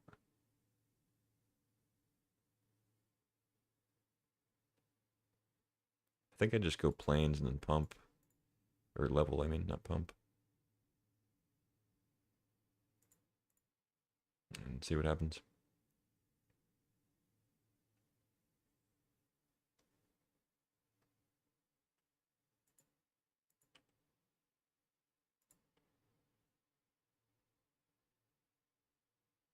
What do you got? If this is just an Emperor and they use Lotus on it, then I think that's fine. Sure.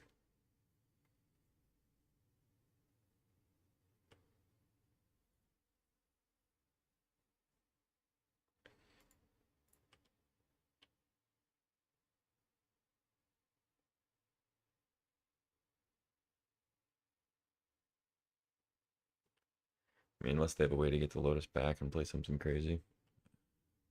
Like they're plussing and I don't know. Teferi's pretty good. Bouncing the Wayfarer, sure.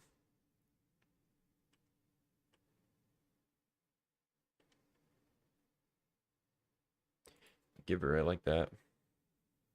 That was a waste, yeah. It is what it is, I guess. Still got it out faster than what they would have been able to otherwise, I guess.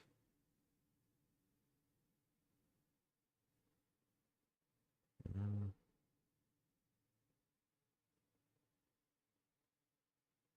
guess I might as well play library. Doesn't really do much here, though.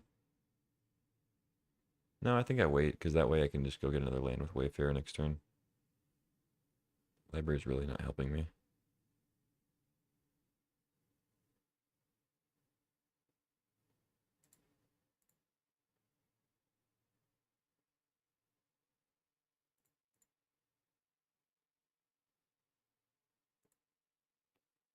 Let's see. Wonder if I'm supposed to just play Lotus here. Not use it, but just play it. Like through a counter, maybe. They're probably not going to counter Lotus, though.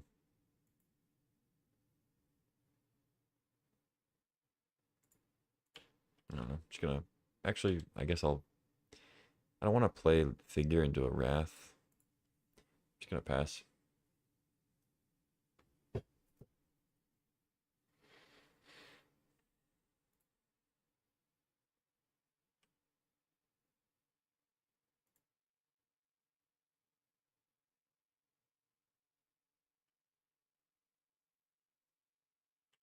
Okay, 2/2.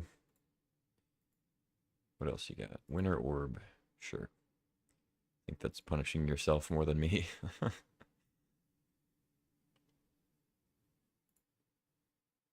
I'll happily take my 1 planes. Kill your planeswalkers. Winds of Abandon. I mean, giving them a tap land is kind of funny because it's it's basically useless with Winter Orb. That's kind of funny. Maybe I'll do that instead of Oust. Although I guess Oust is better against the token. Winds would be better against a like a big threat. Um, yeah, let's just do that.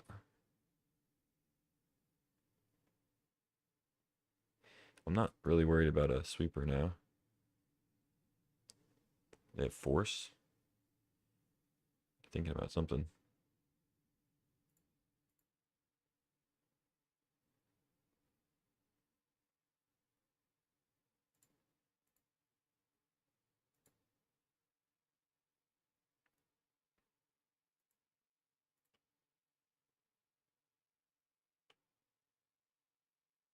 Hmm. They killed the Emperor. Do I leave Giver back?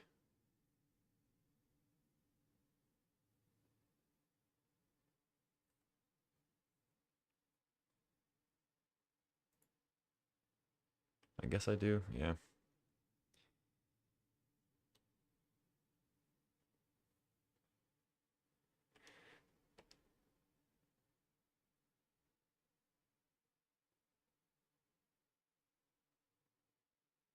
Probably should have played Library, I guess. But if I draw another land, I'll start playing them. Really interesting Winter Orb there.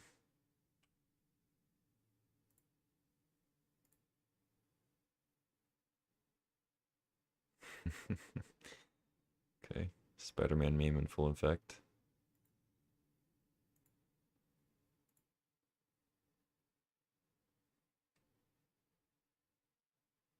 I might just level the figure though. Nah, I guess Emperor's better.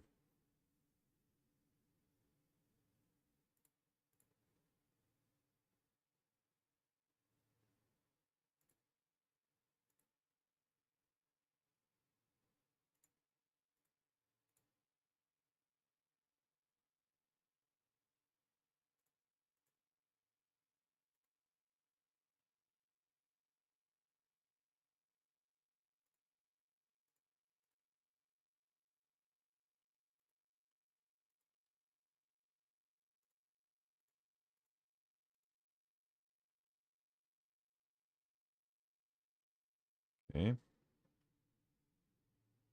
And go ahead.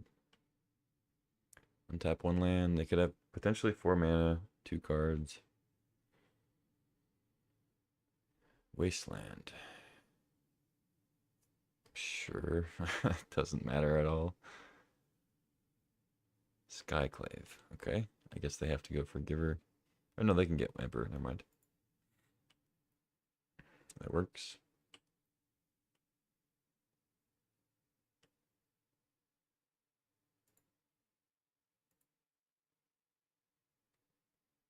Sun Titan.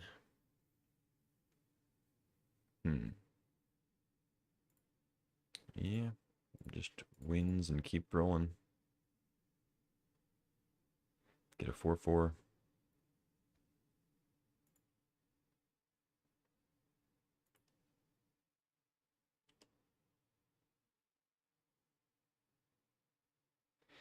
I guess getting a land and tap.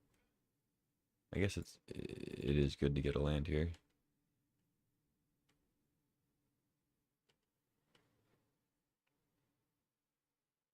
Don't understand the orb. Yeah, I don't really get why they played that either. Yeah, GG. I don't know. Like playing orb when you're tapped out with your 5 lands and your opponent has 3 lands is just not usually the best move. But I guess they didn't really have much else to play. I don't know what their last 2 cards were. Maybe they were expensive, but GG. Well, my opponent went Lotus Wandering Emperor turn 1 first game. I didn't have high hopes for the match, but we saw who the imposter was and who the real the real Lotus drafter was, I guess. Round 2.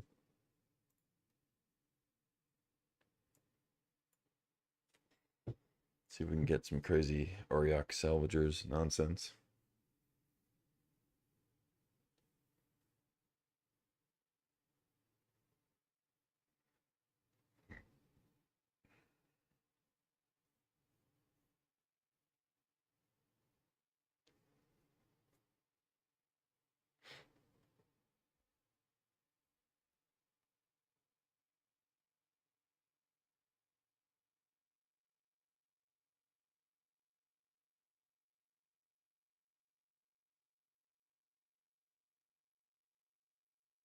All right, paired up. Played first, yes.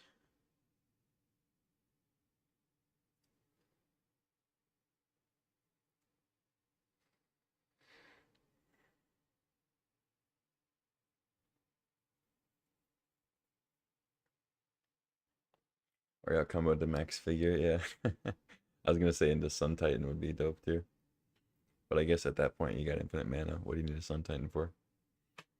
Oh, they're on Zerda combo. Interesting. Okay, this is a pretty good hand. Maybe we can find a Lotus eventually. Start with a mom.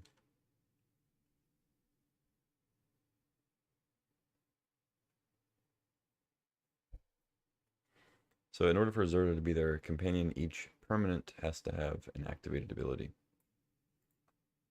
So it could be Planeswalkers, Mana Rocks, Mother of Runes.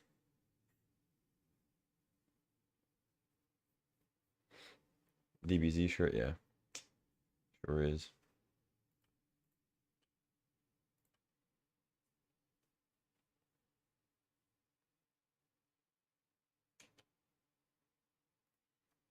I've only seen like the first show though. I don't watch like Super or anything. I watched like Dragon Ball and then Dragon Ball Z, like just the OG. That was it. Draven. Get a clue, pass the turn.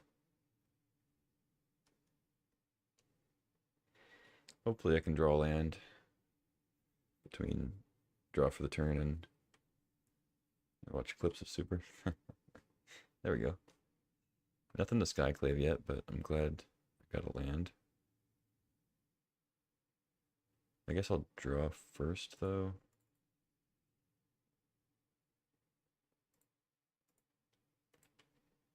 make it look like we're short on lands. Got a flash creature? No.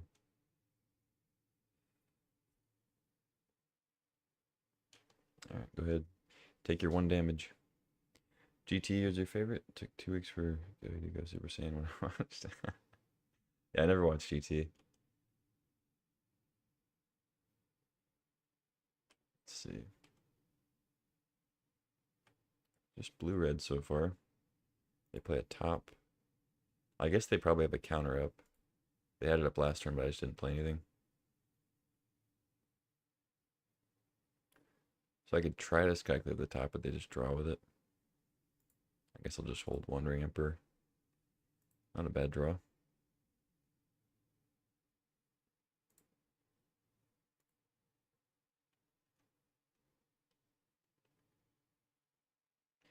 I could upkeep it, but I don't think that makes much sense.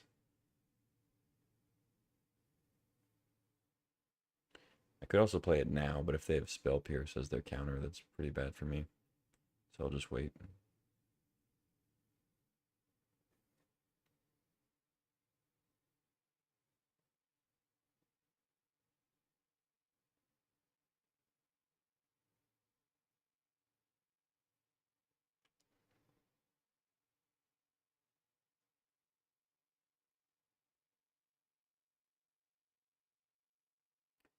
I would like to end up drawing Solitude so I can maybe interrupt the Zerta combo.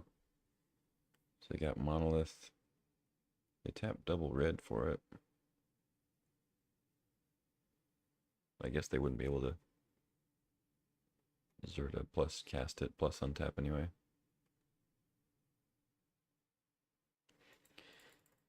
Alright. Maybe because of mana drain I should have played it on their second main. Or played it on their first main so they get the mana on the second main. Is it drain? Counterspell, okay. That's that. Thalia. Okay. I can make their infinite mana combo cost 1 more. Cool. Very cool. So they're giving me an opportunity to Skyclave the Grim Monolith. So I guess I'll just go ahead and do that. Hoping they don't have a force.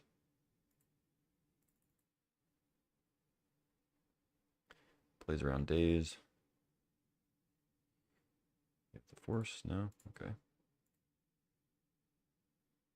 And they didn't put Zerta in hand with it.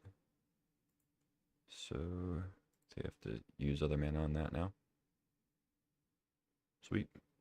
That worked out well. Spell Piercing Cube, Diabolical, yeah. It's in there. I'm pretty sure. It was in there last time I checked the cube list, but I guess I might be wrong about this iteration. Maybe it's not in.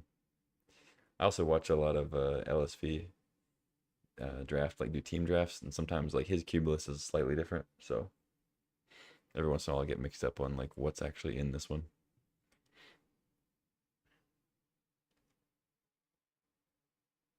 So there's a white source. Could be like fractured identity is what they're splashing for. Who knows? Blade Splicer. I mean, I feel pretty safe with this Mother of Runes just attacking. But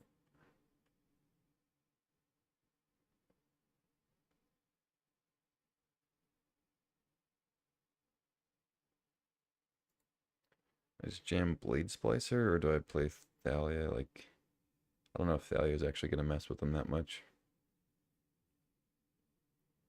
Maybe it will. I don't think it'll bother me too much, so let's jam it. Spin the top.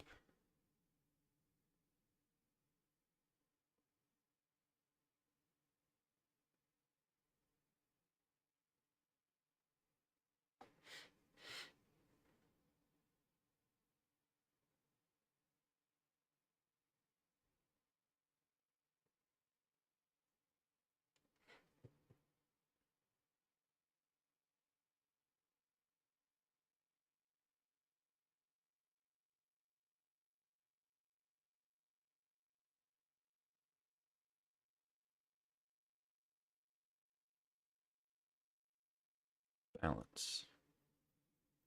Okay. So they sack a land, and I sack all my creatures, and they get a 2/2. Sure.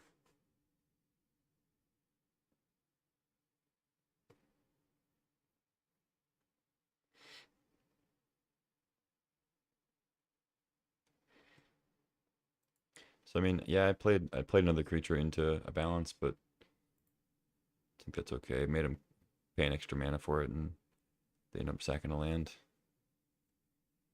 Whatever.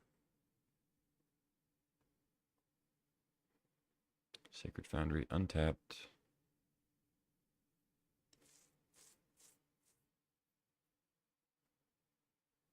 Zerda to hand. It is possible they don't have Basalt Monolith. They just have Grim Monolith, but I think it's pretty reasonable to just assume they have Basalt.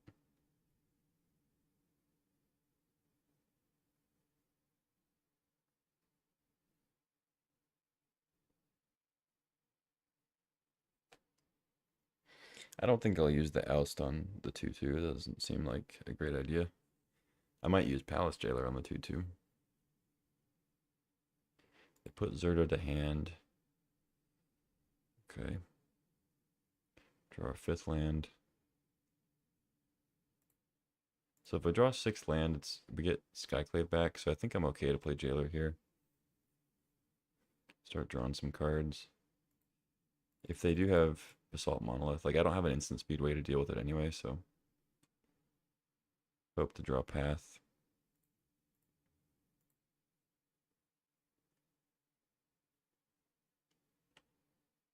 But yeah, it's always nice to be able to Jailer a token because they don't get it back if they ever take Monarch. That's almost Path. Actually, I don't think Path is in this deck, is it? I think I'm thinking of my last draft. I think I just have Winds of Abandon Oust. I don't think I have any instant speed interaction besides Emperor. They spin and immediately draw with top. Okay. Does that mean they have Basalt? They're tapping quickly. I was about to say, this looks like Zerda.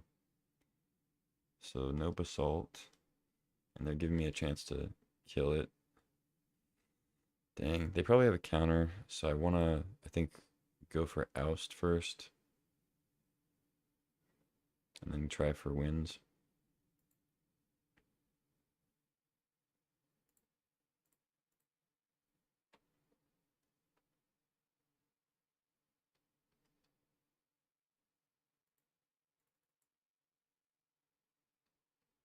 Maybe it was correct to just go for Winds first. If they counter it, then I Oust it and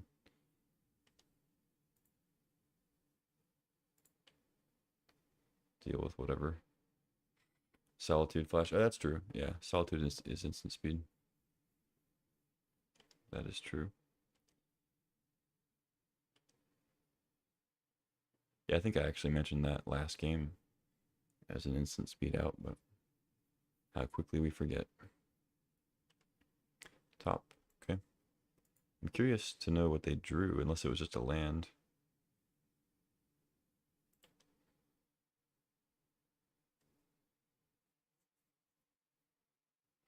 Because they were like, they drew a card off top, but then just played Zerda and didn't play anything else, so I'm assuming it was a land. I don't know.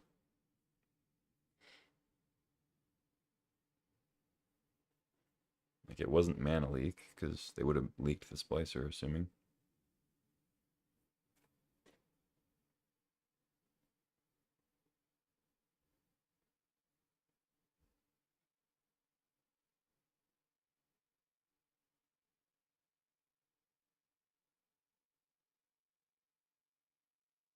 What is this? The Confluence? Sweep the board? Yeah. Artifact, 2 to each creature. Sure.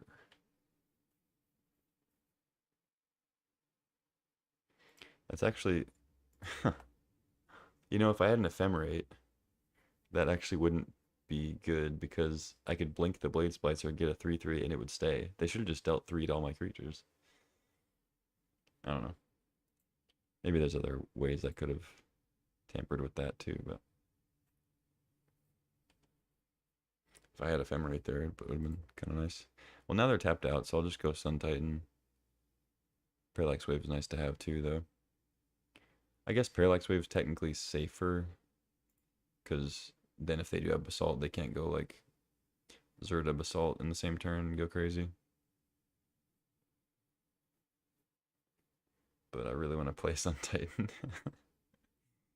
Sun Titan, Splicer, Thalia, Skyclave, Raven, I guess it's probably just Thalia. Assuming it lands. We don't get dazed. If I get dazed, fair enough. Let's try Thalia. It at least makes it to where they have to do a little bit of work.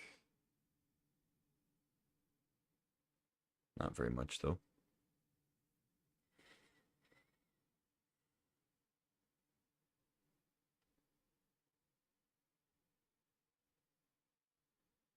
I could still draw Solitude here and be able to pitch cast it.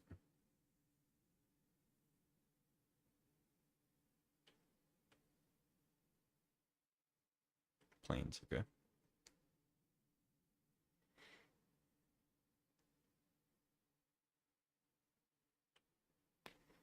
Upkeep top.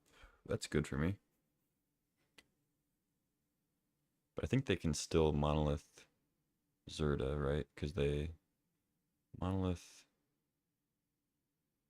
play Zerta on tap with 1. Yeah, just love. Or well, no, actually, no, they can't because they wouldn't have enough like red or white unless they have another land.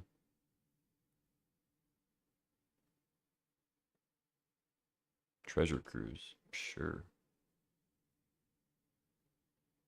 That is totally fine. So they're essentially tapped out. I mean, they can play a land, but they don't play anything relevant because of Thalia.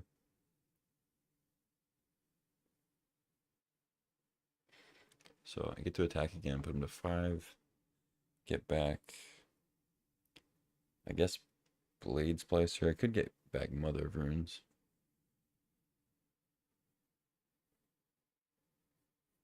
And then I think I just drop Parallax Wave just in case, and then should be good from there.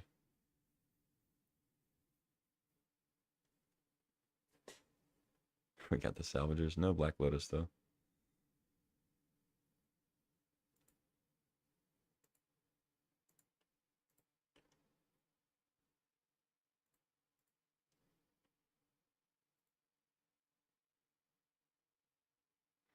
I guess I could get Thraben, because they're going to be dead next turn to... I guess if they have removal for Sun Titan, I could still kill him with Splicer Thalia.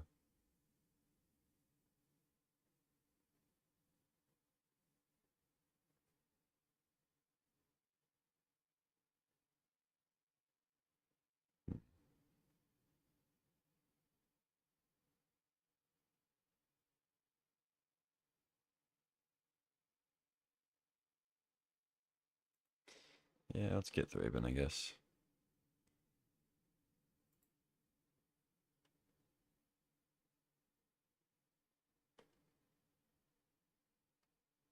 I'm just thinking of like possible ways that I lose this game, and I think one way is that they somehow have a way to get through Parallax Wave or like combo through it, and then I have like a small out to draw into Solitude, if that helps me.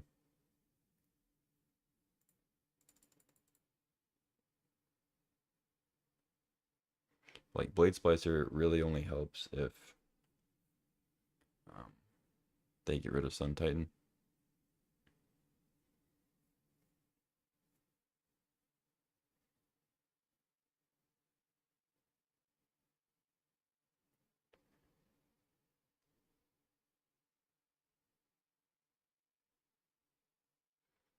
play Odawara. Okay.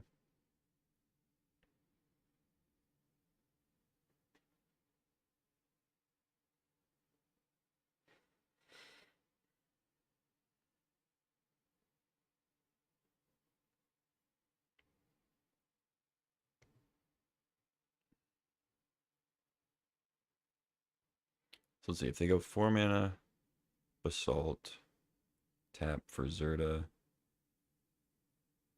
On the first untap. No, I guess they would have 2 mana left over, so.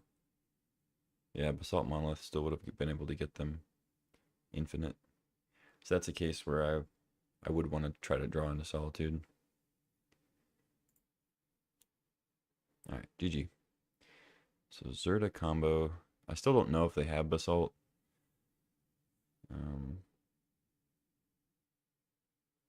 They definitely have Grim Monolith, though. I guess Disenchant has to come in.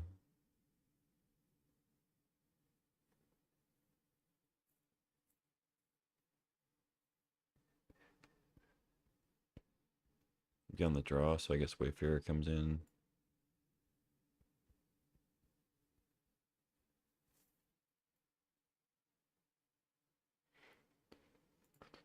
I'm not sure how much interaction they have. They didn't really play any. So I could cut one of the givers, or the runes' the runes sisters.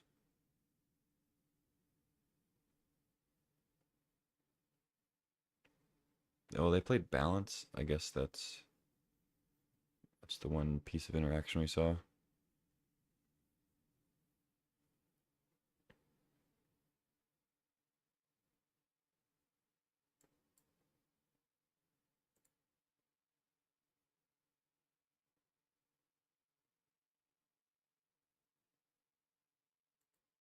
And then Lion Sash, I don't know if it'll be relevant. I guess they could have some graveyard shenanigans.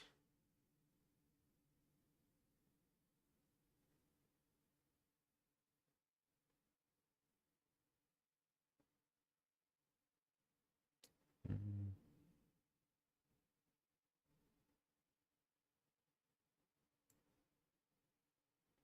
yeah, I guess I'll cut the Sash. I don't know. I could cut a land again. Maybe that's correct.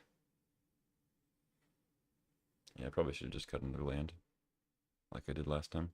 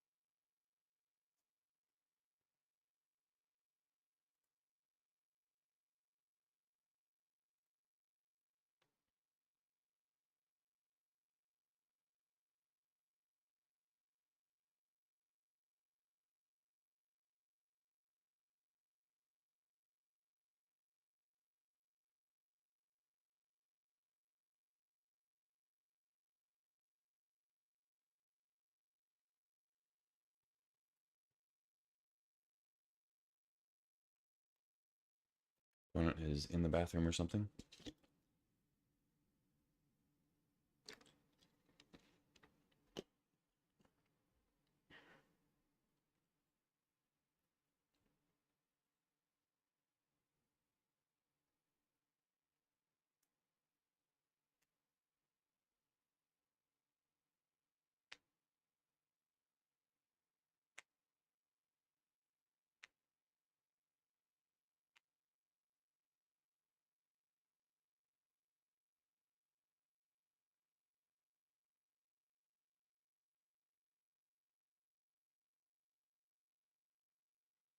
Taking a big poop.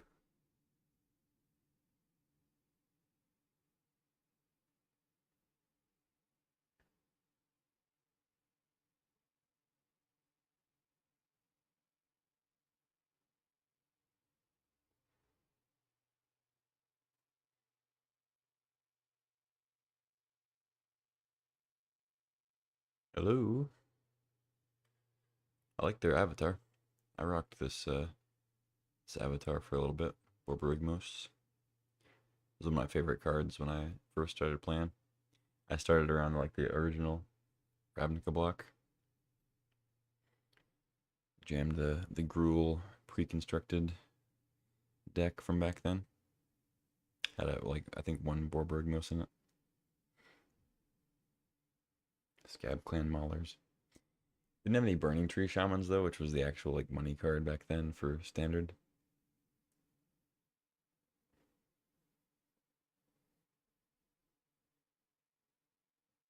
Started in '95.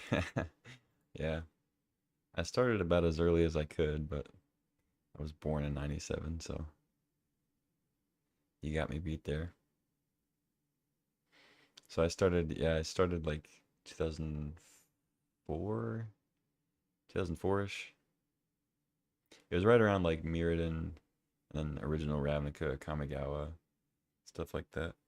All the stuff that they've since gone back to. It's funny that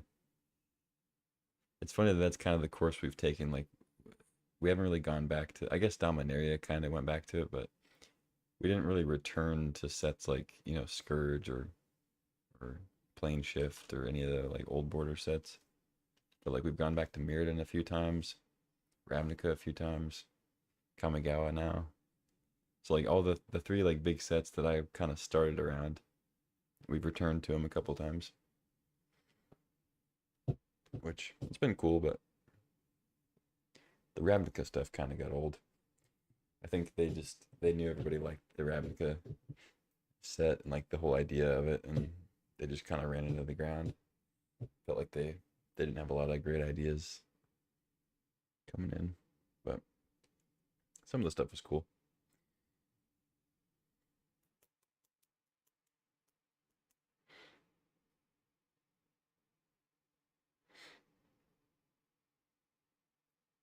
Like they disconnected, but it didn't say they actually. Usually it says up here that they disconnected, but I just got a little ping down here at the bottom. So I don't know. Maybe they'll time out. Maybe they were frustrated about their their draw against me or something. Playing against Thalia.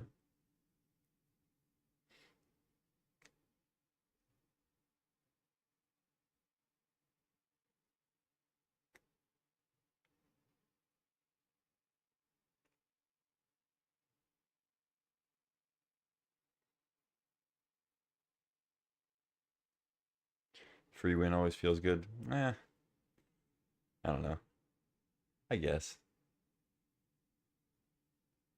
I'd rather play the games though. I don't really care so much about the just strictly the winning. There was a time when, yeah, just getting a win and moving to the next was nice, but at this point in my in my Magic playing career, it's more just like I want to play the games. Can you not make me wait 10 minutes and do nothing?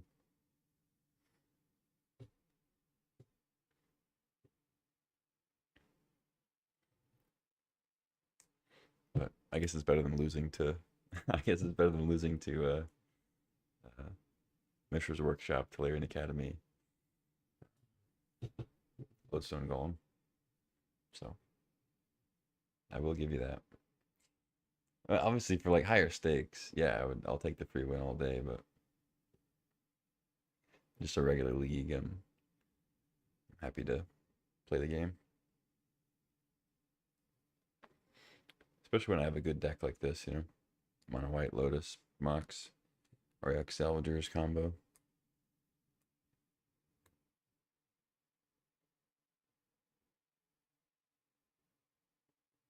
Oh, I thought there was a sign of life. Maybe not. I think they're gone. Out to lunch.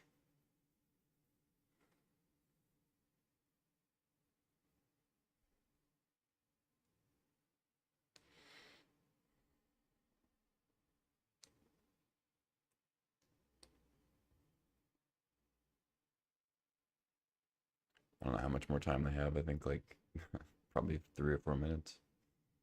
Kind of annoying.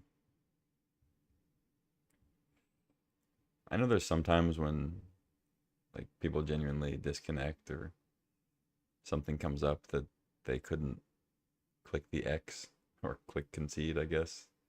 It is possible, but it is always annoying when people just rage quit, which this kind of feels like. It's like it's not that hard to just right click concede and then move on.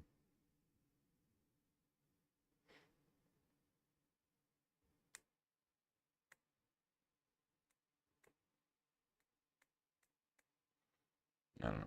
Like punishing your opponent for playing well or like having a good draw against you or something. Like, what's the point? It's not like we were talking shit back and forth.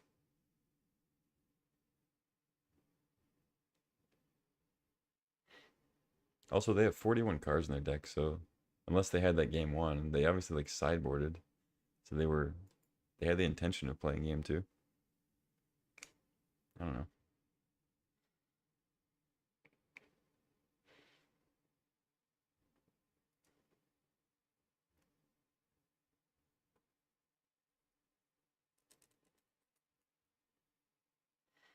I think here, let's play a.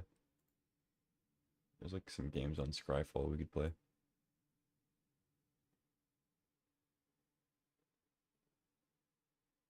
for a couple minutes.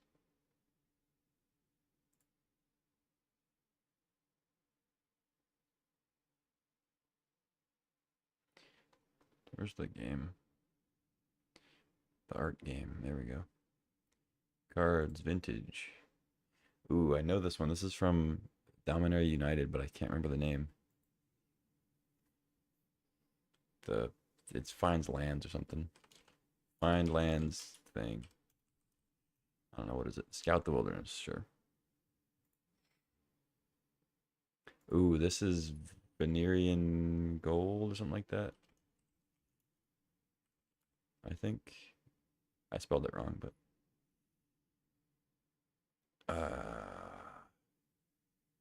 this is that curiosity one, but it's in green. Yeah, yeah. Finds lands. Yeah, you get like two. I think you get two tokens. It's like two and a green to find a land, or you kick it to get like maybe it is just one token. I feel like it's two, but I could be wrong. This is the I think this is the green curiosity or no. What is this one? Something instincts or like I don't know. Curiosity thing. Sixth sense. What's this one? Yeah, it is the green curiosity. I knew it. Okay. Oh, I know this one too. This is another Dominaria United one. Blood something. It's like 5 mana. Gets a counter every time something dies. Blood flyer. Singer connoisseur. Yeah. One more creatures die, but one will counter. Triggers only once each turn. Yeah, yeah. Ooh, this is something. Crow, not Crowback. That's the legendary guy. Okay, we won the match. On to the next. Is it Crowvad? What's the name of that one? Something. It's like Angry Crowvad or something like that. Oh, Craniosaurus. Oh, I have no idea what this is. It's making a spear all wiggly. Something oof. It looks like an oof. Wiggly oof. Subdue. Nice. Oh, I feel like I recognize that one. Anyway, on to some magic. How about it? Play first, yes. Black Lotus? No. Decent hand, though. Might typically I want to play like the Giver or Mother runes first, but I think I'm gonna go Student first, get a little bit greedy, just so I can attack for 3 on turn 2, ideally.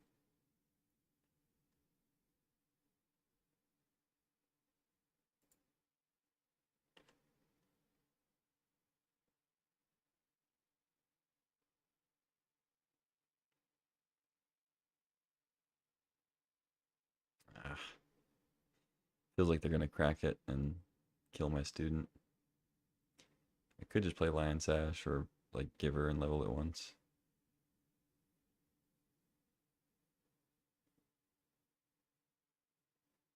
Hmm.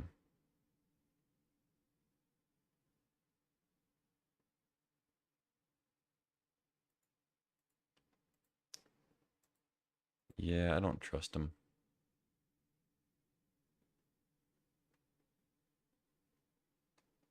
They could just be getting a tap land, but I'm a little worried about just a Bolt.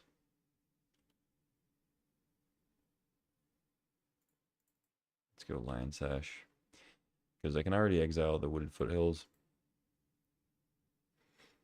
And if it turns out that they're actually like black or something. Okay, they get Rogran Triumph. Mox Diamond Electrolyze? No, Electrolyze is not in the cube, luckily. Although I do love that card. Okay, now I feel a little bit better about leveling.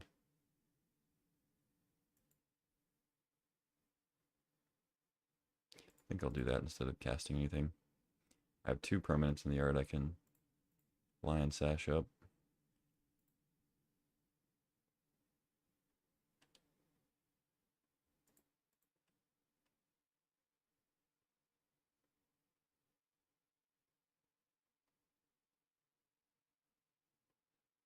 What do you got? Cycle Shark Typhoon. Okay. Make a 1/1.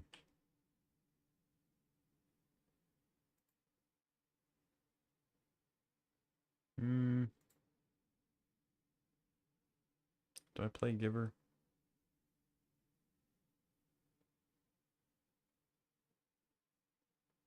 Nah, I think I just exile something. Exile Wooded Foothills, I guess.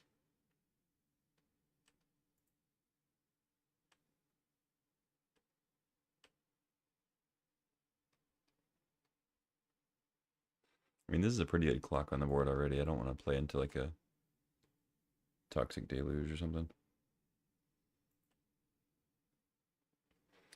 Library? Hmm.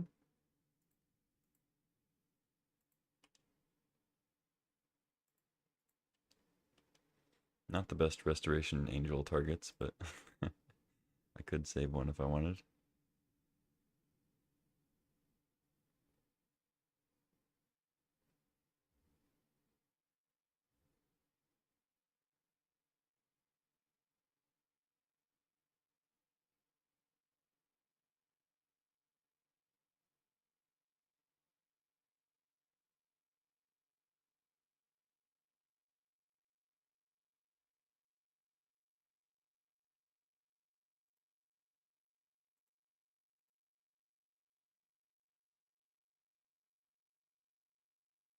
Let's exile some stuff. They might have interaction now. They wanted me to use my mana.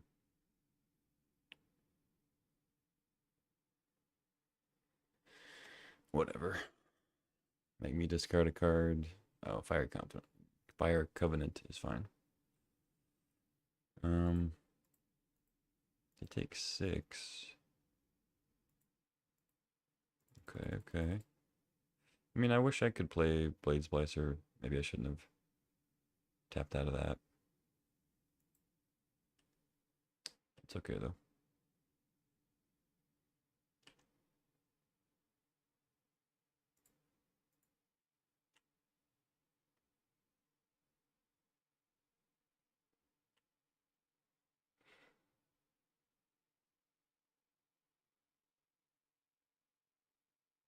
Ooh, that's pretty good.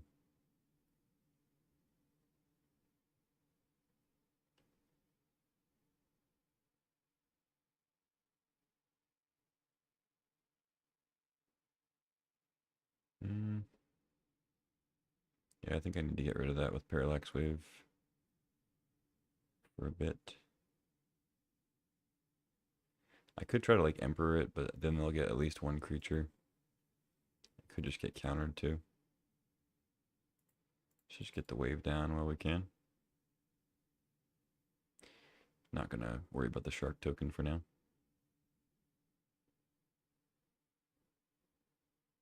You have force. Ugh. Yuck. Okay. That's a force. Pitch Venser. Damn. Yep.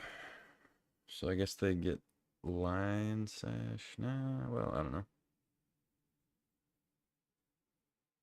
Tapping their white source, tapping their Mox Diamond. Why would they tap Mox Diamond? That doesn't make any sense. Especially if they're getting Lion Sash. Like, now they don't have a way to activate it. I guess there's no reason to not leave Mox Diamond open. I guess they have a Fatal Push or something. But, like, Mox Diamond taps for any color.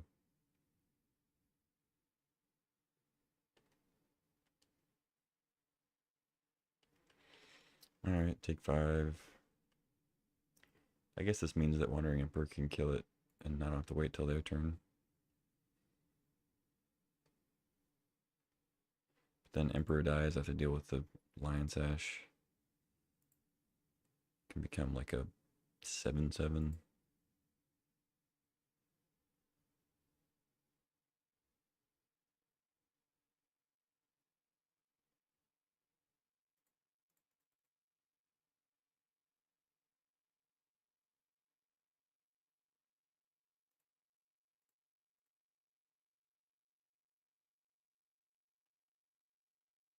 Okay, the god is gone. I mean, Restoration Angel being a 2-turn clock is nice. They do have the Shark Token Trumper. But I could just give Pro Blue. Hope they don't have removal. Still works even if Baleful Strix out. But I'm assuming they'll draw some interaction. They're like 4-color. Control. I mean, I guess mid-rangey. Yep, kill the Emperor. Attack me. The blocks.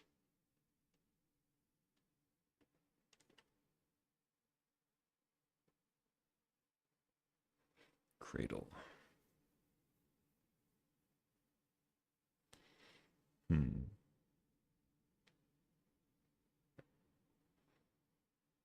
It's not bad. So I can actually go Splicer and Resto, as long as it doesn't get countered.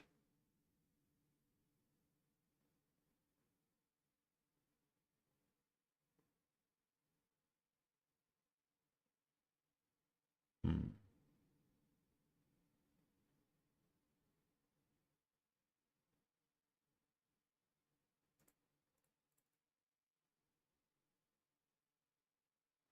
Please don't miscalc me.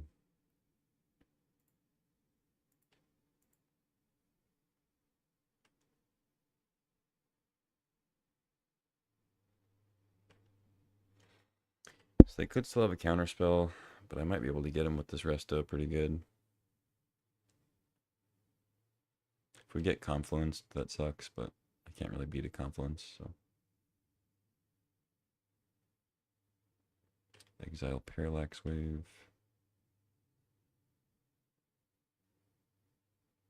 Exile Emperor. Yep. It's a big fella. Could be bigger if they'd left the Mox Diamond open. On the turn they should have. So I can't really like double Golem block it for much value, so I think I'm just gonna block and then try to blink it. I'm tempted to like block the... Oh, they're not even attacking. Okay. I guess because I have Giver. Yeah, I'm not gonna try to like Death Touch block and give protection. It doesn't seem like a great idea. I'll just take my one. I don't think Shinobi is in this cube. Might be though.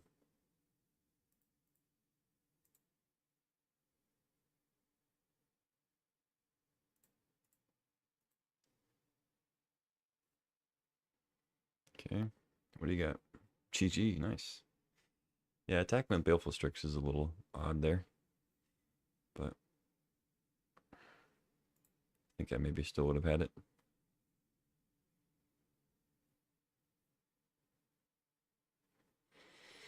Okay. So 3 or 4 colors. Kind of mid-rangey, kind of control-y. Force of Will.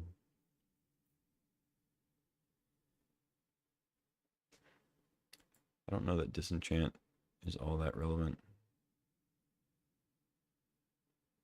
On the draw, so Wayfarer I think comes in.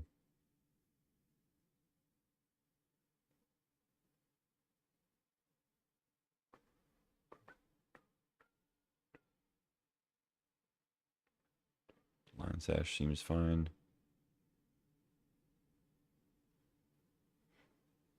Let's just cut a land. Run it back.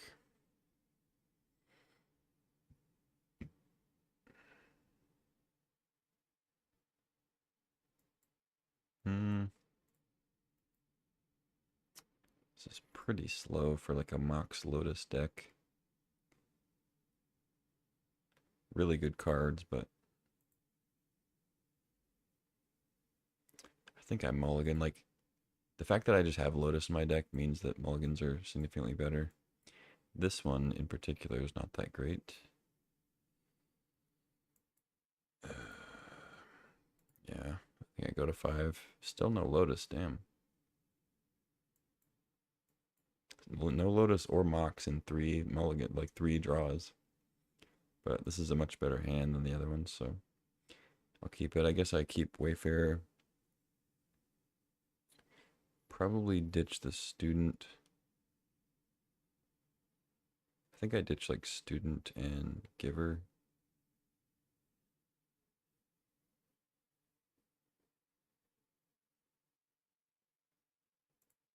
Yeah. If they kill Wayfarer, then they kill Wayfarer.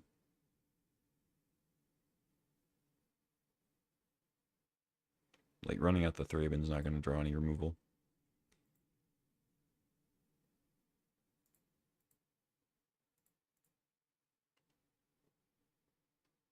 That's kind of wild. Like you draw 3 different sets of 7 cards and no Lotus, no Mox.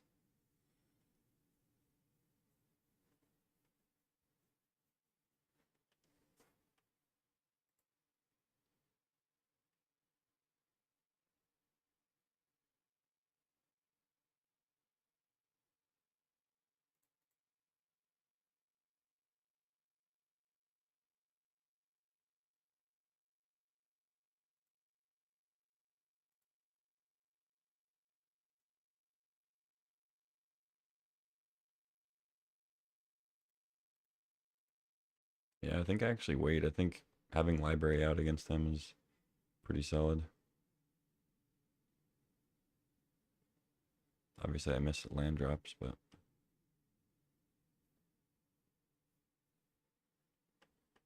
card advantage is pretty good against them.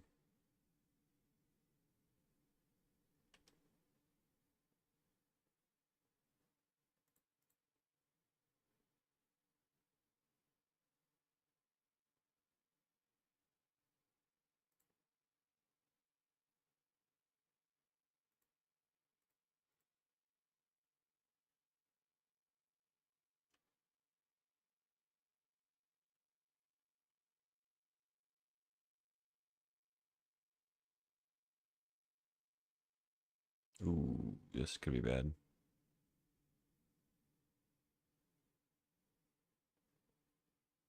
So I give them 1 card of the 3.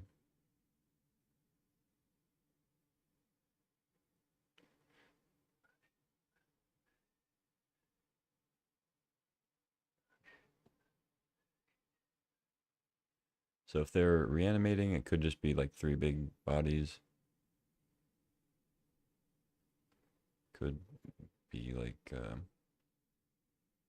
Unburial Rights is in the cube, so one of them could be Unburial Rights and like two big guys.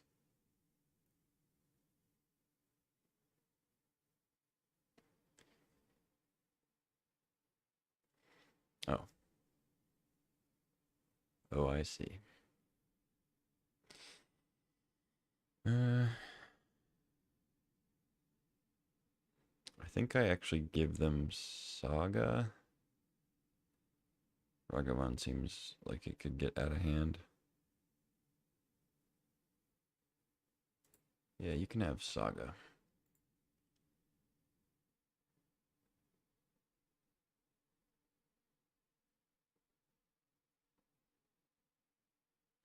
I mean, obviously all three of those cards are good, but I think Saga is the most deal withable. If that makes sense. I don't think I brought Disenchant in, so I don't have a chance of drawing that.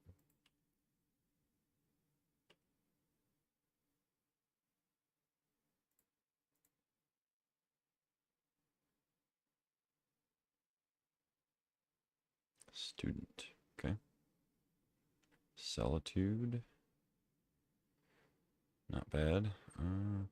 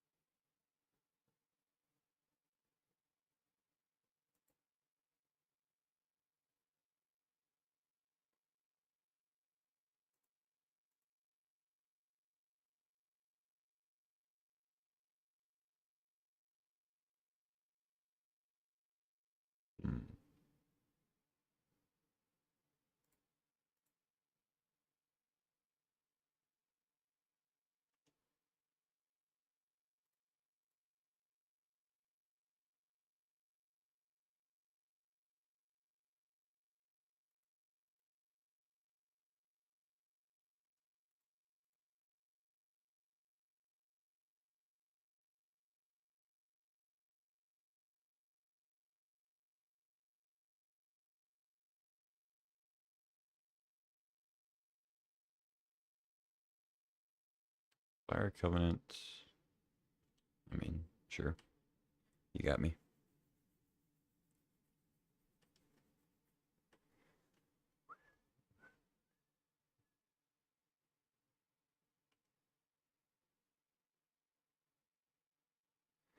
I mean, right now I'm still winning the card advantage race. I just happen to have a lot of lands.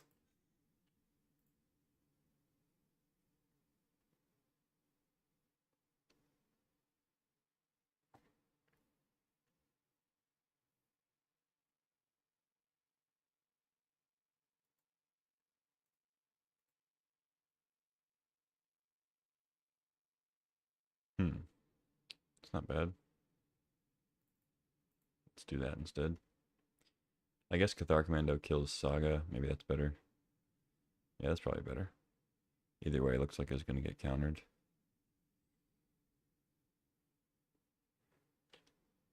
Oh, never mind. Cool.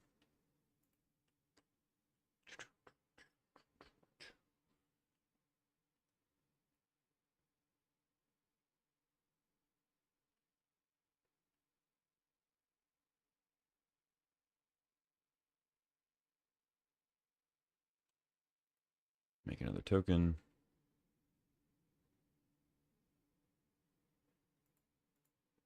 What do you got? Mox? Nothing. Oh, Mox Diamond goes to the yard, sure. I guess they didn't have a land in hand or something. Wood Ender, discard land, okay. So I could trade with the construct if I like Solitude the Baleful Strix. But that doesn't seem like a great idea. Let's just take 4.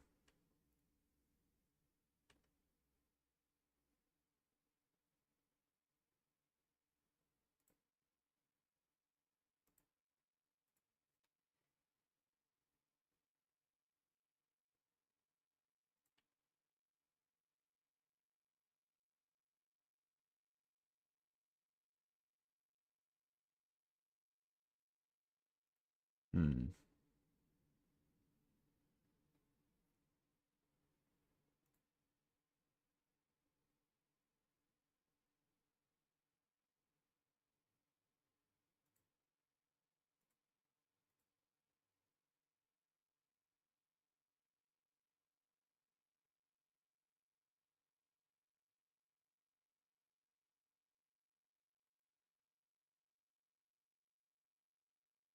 Maybe this wasn't the turn to play Cradle.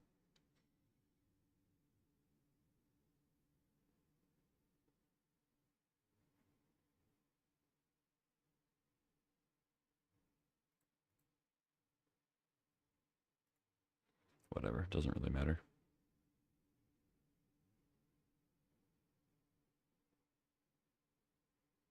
Sure.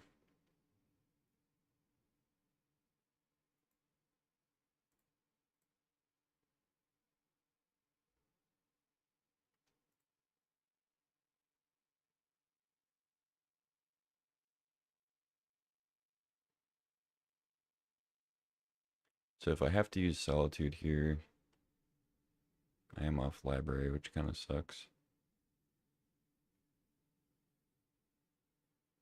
Wheel of Fortune.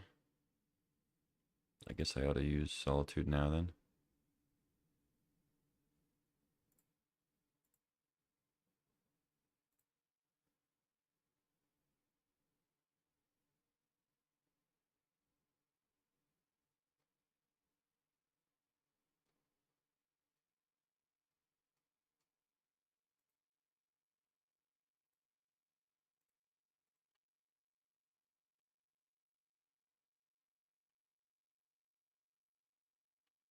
Okay, not too bad.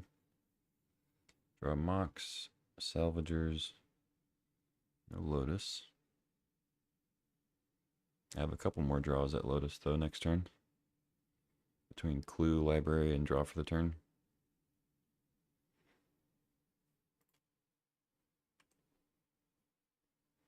Okay, no Tar Pit attack.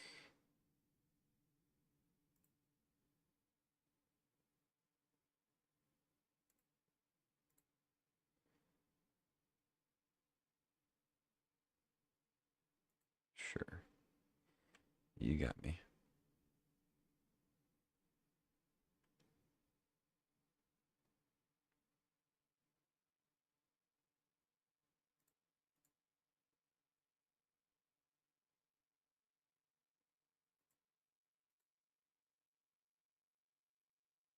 Still no Lotus. Okay.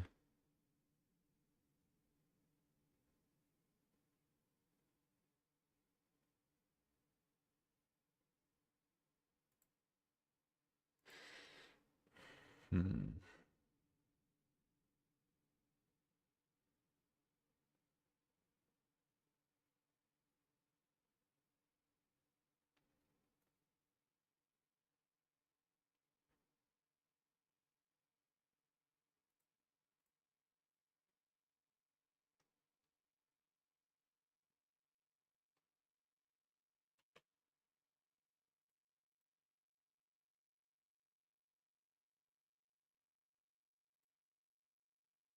Let's go give her Thalia. Then we have Restoration Angel up. Or just crack Clue and get back to library.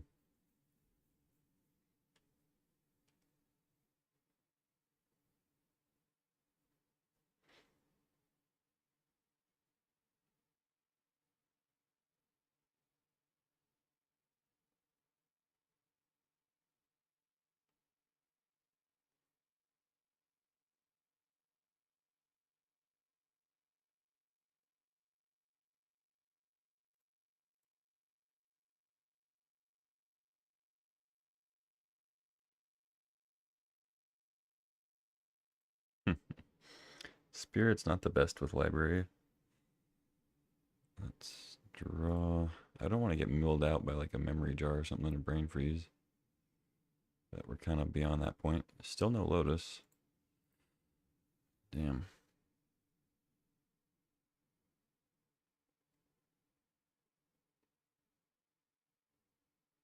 I mean, Spirit would actually prevent like a flashback Wheel of Fortune loss here, underworld breach, something like that.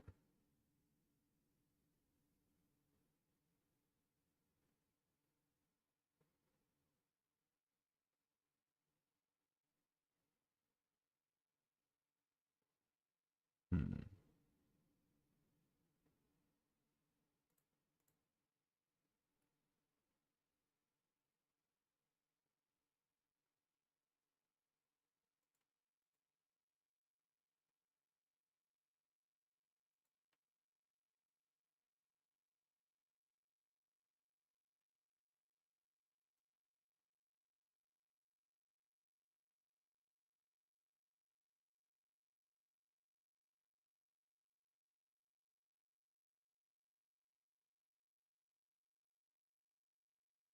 Hmm.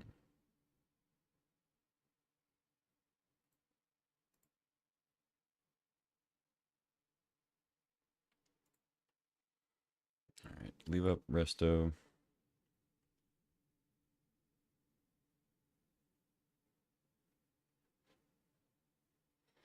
Level up figure 2.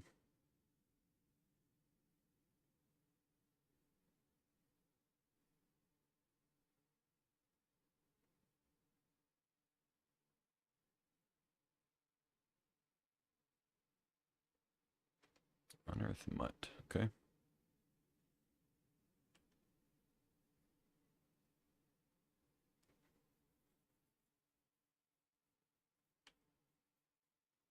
Shelldock. Well, now at least, I mean, Shelldock's good because they can just immediately cast whatever's under it next turn, but at least now we're pretty even on cards, so like a Wheel of Fortune is not as big of a concern.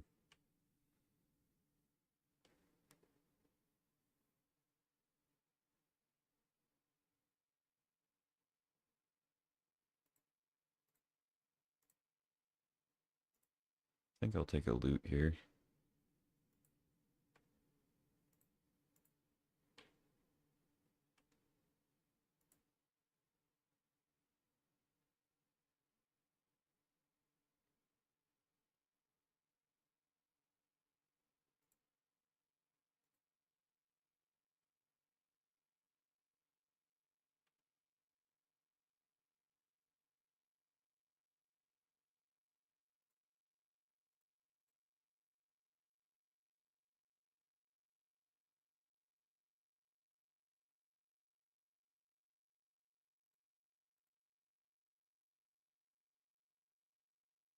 God, still no Lotus. I guess it wouldn't even be that crazy right now, but you get a big figure.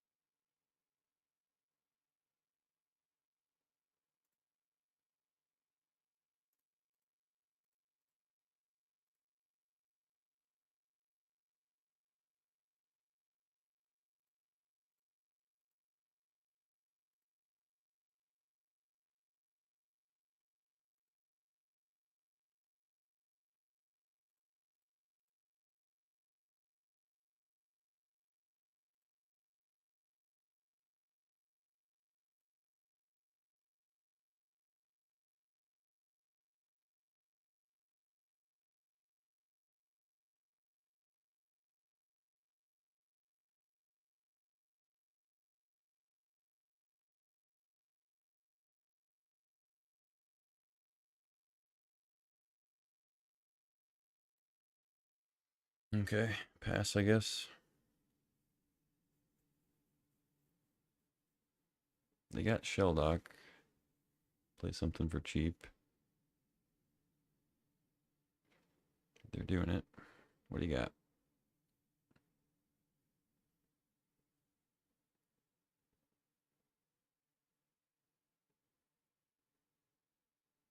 Shark Typhoon. Okay, that could potentially be bad for me.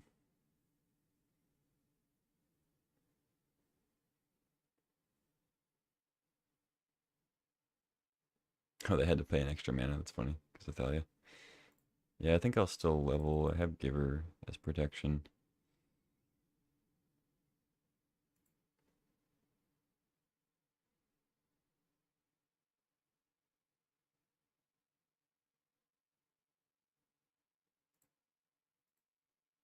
Any Lotuses?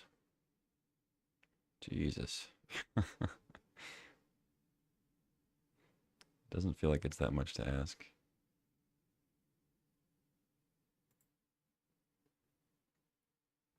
Parallax Wave is a good draw, though, so can't complain too much.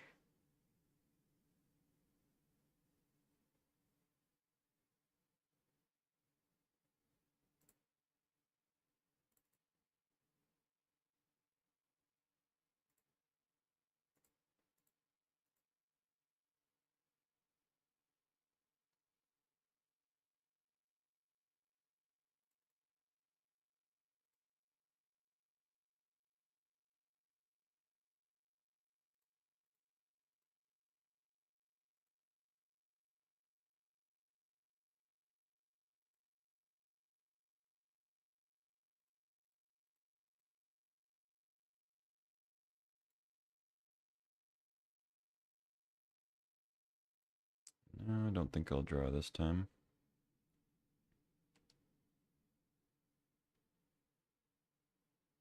Okay, they had nothing.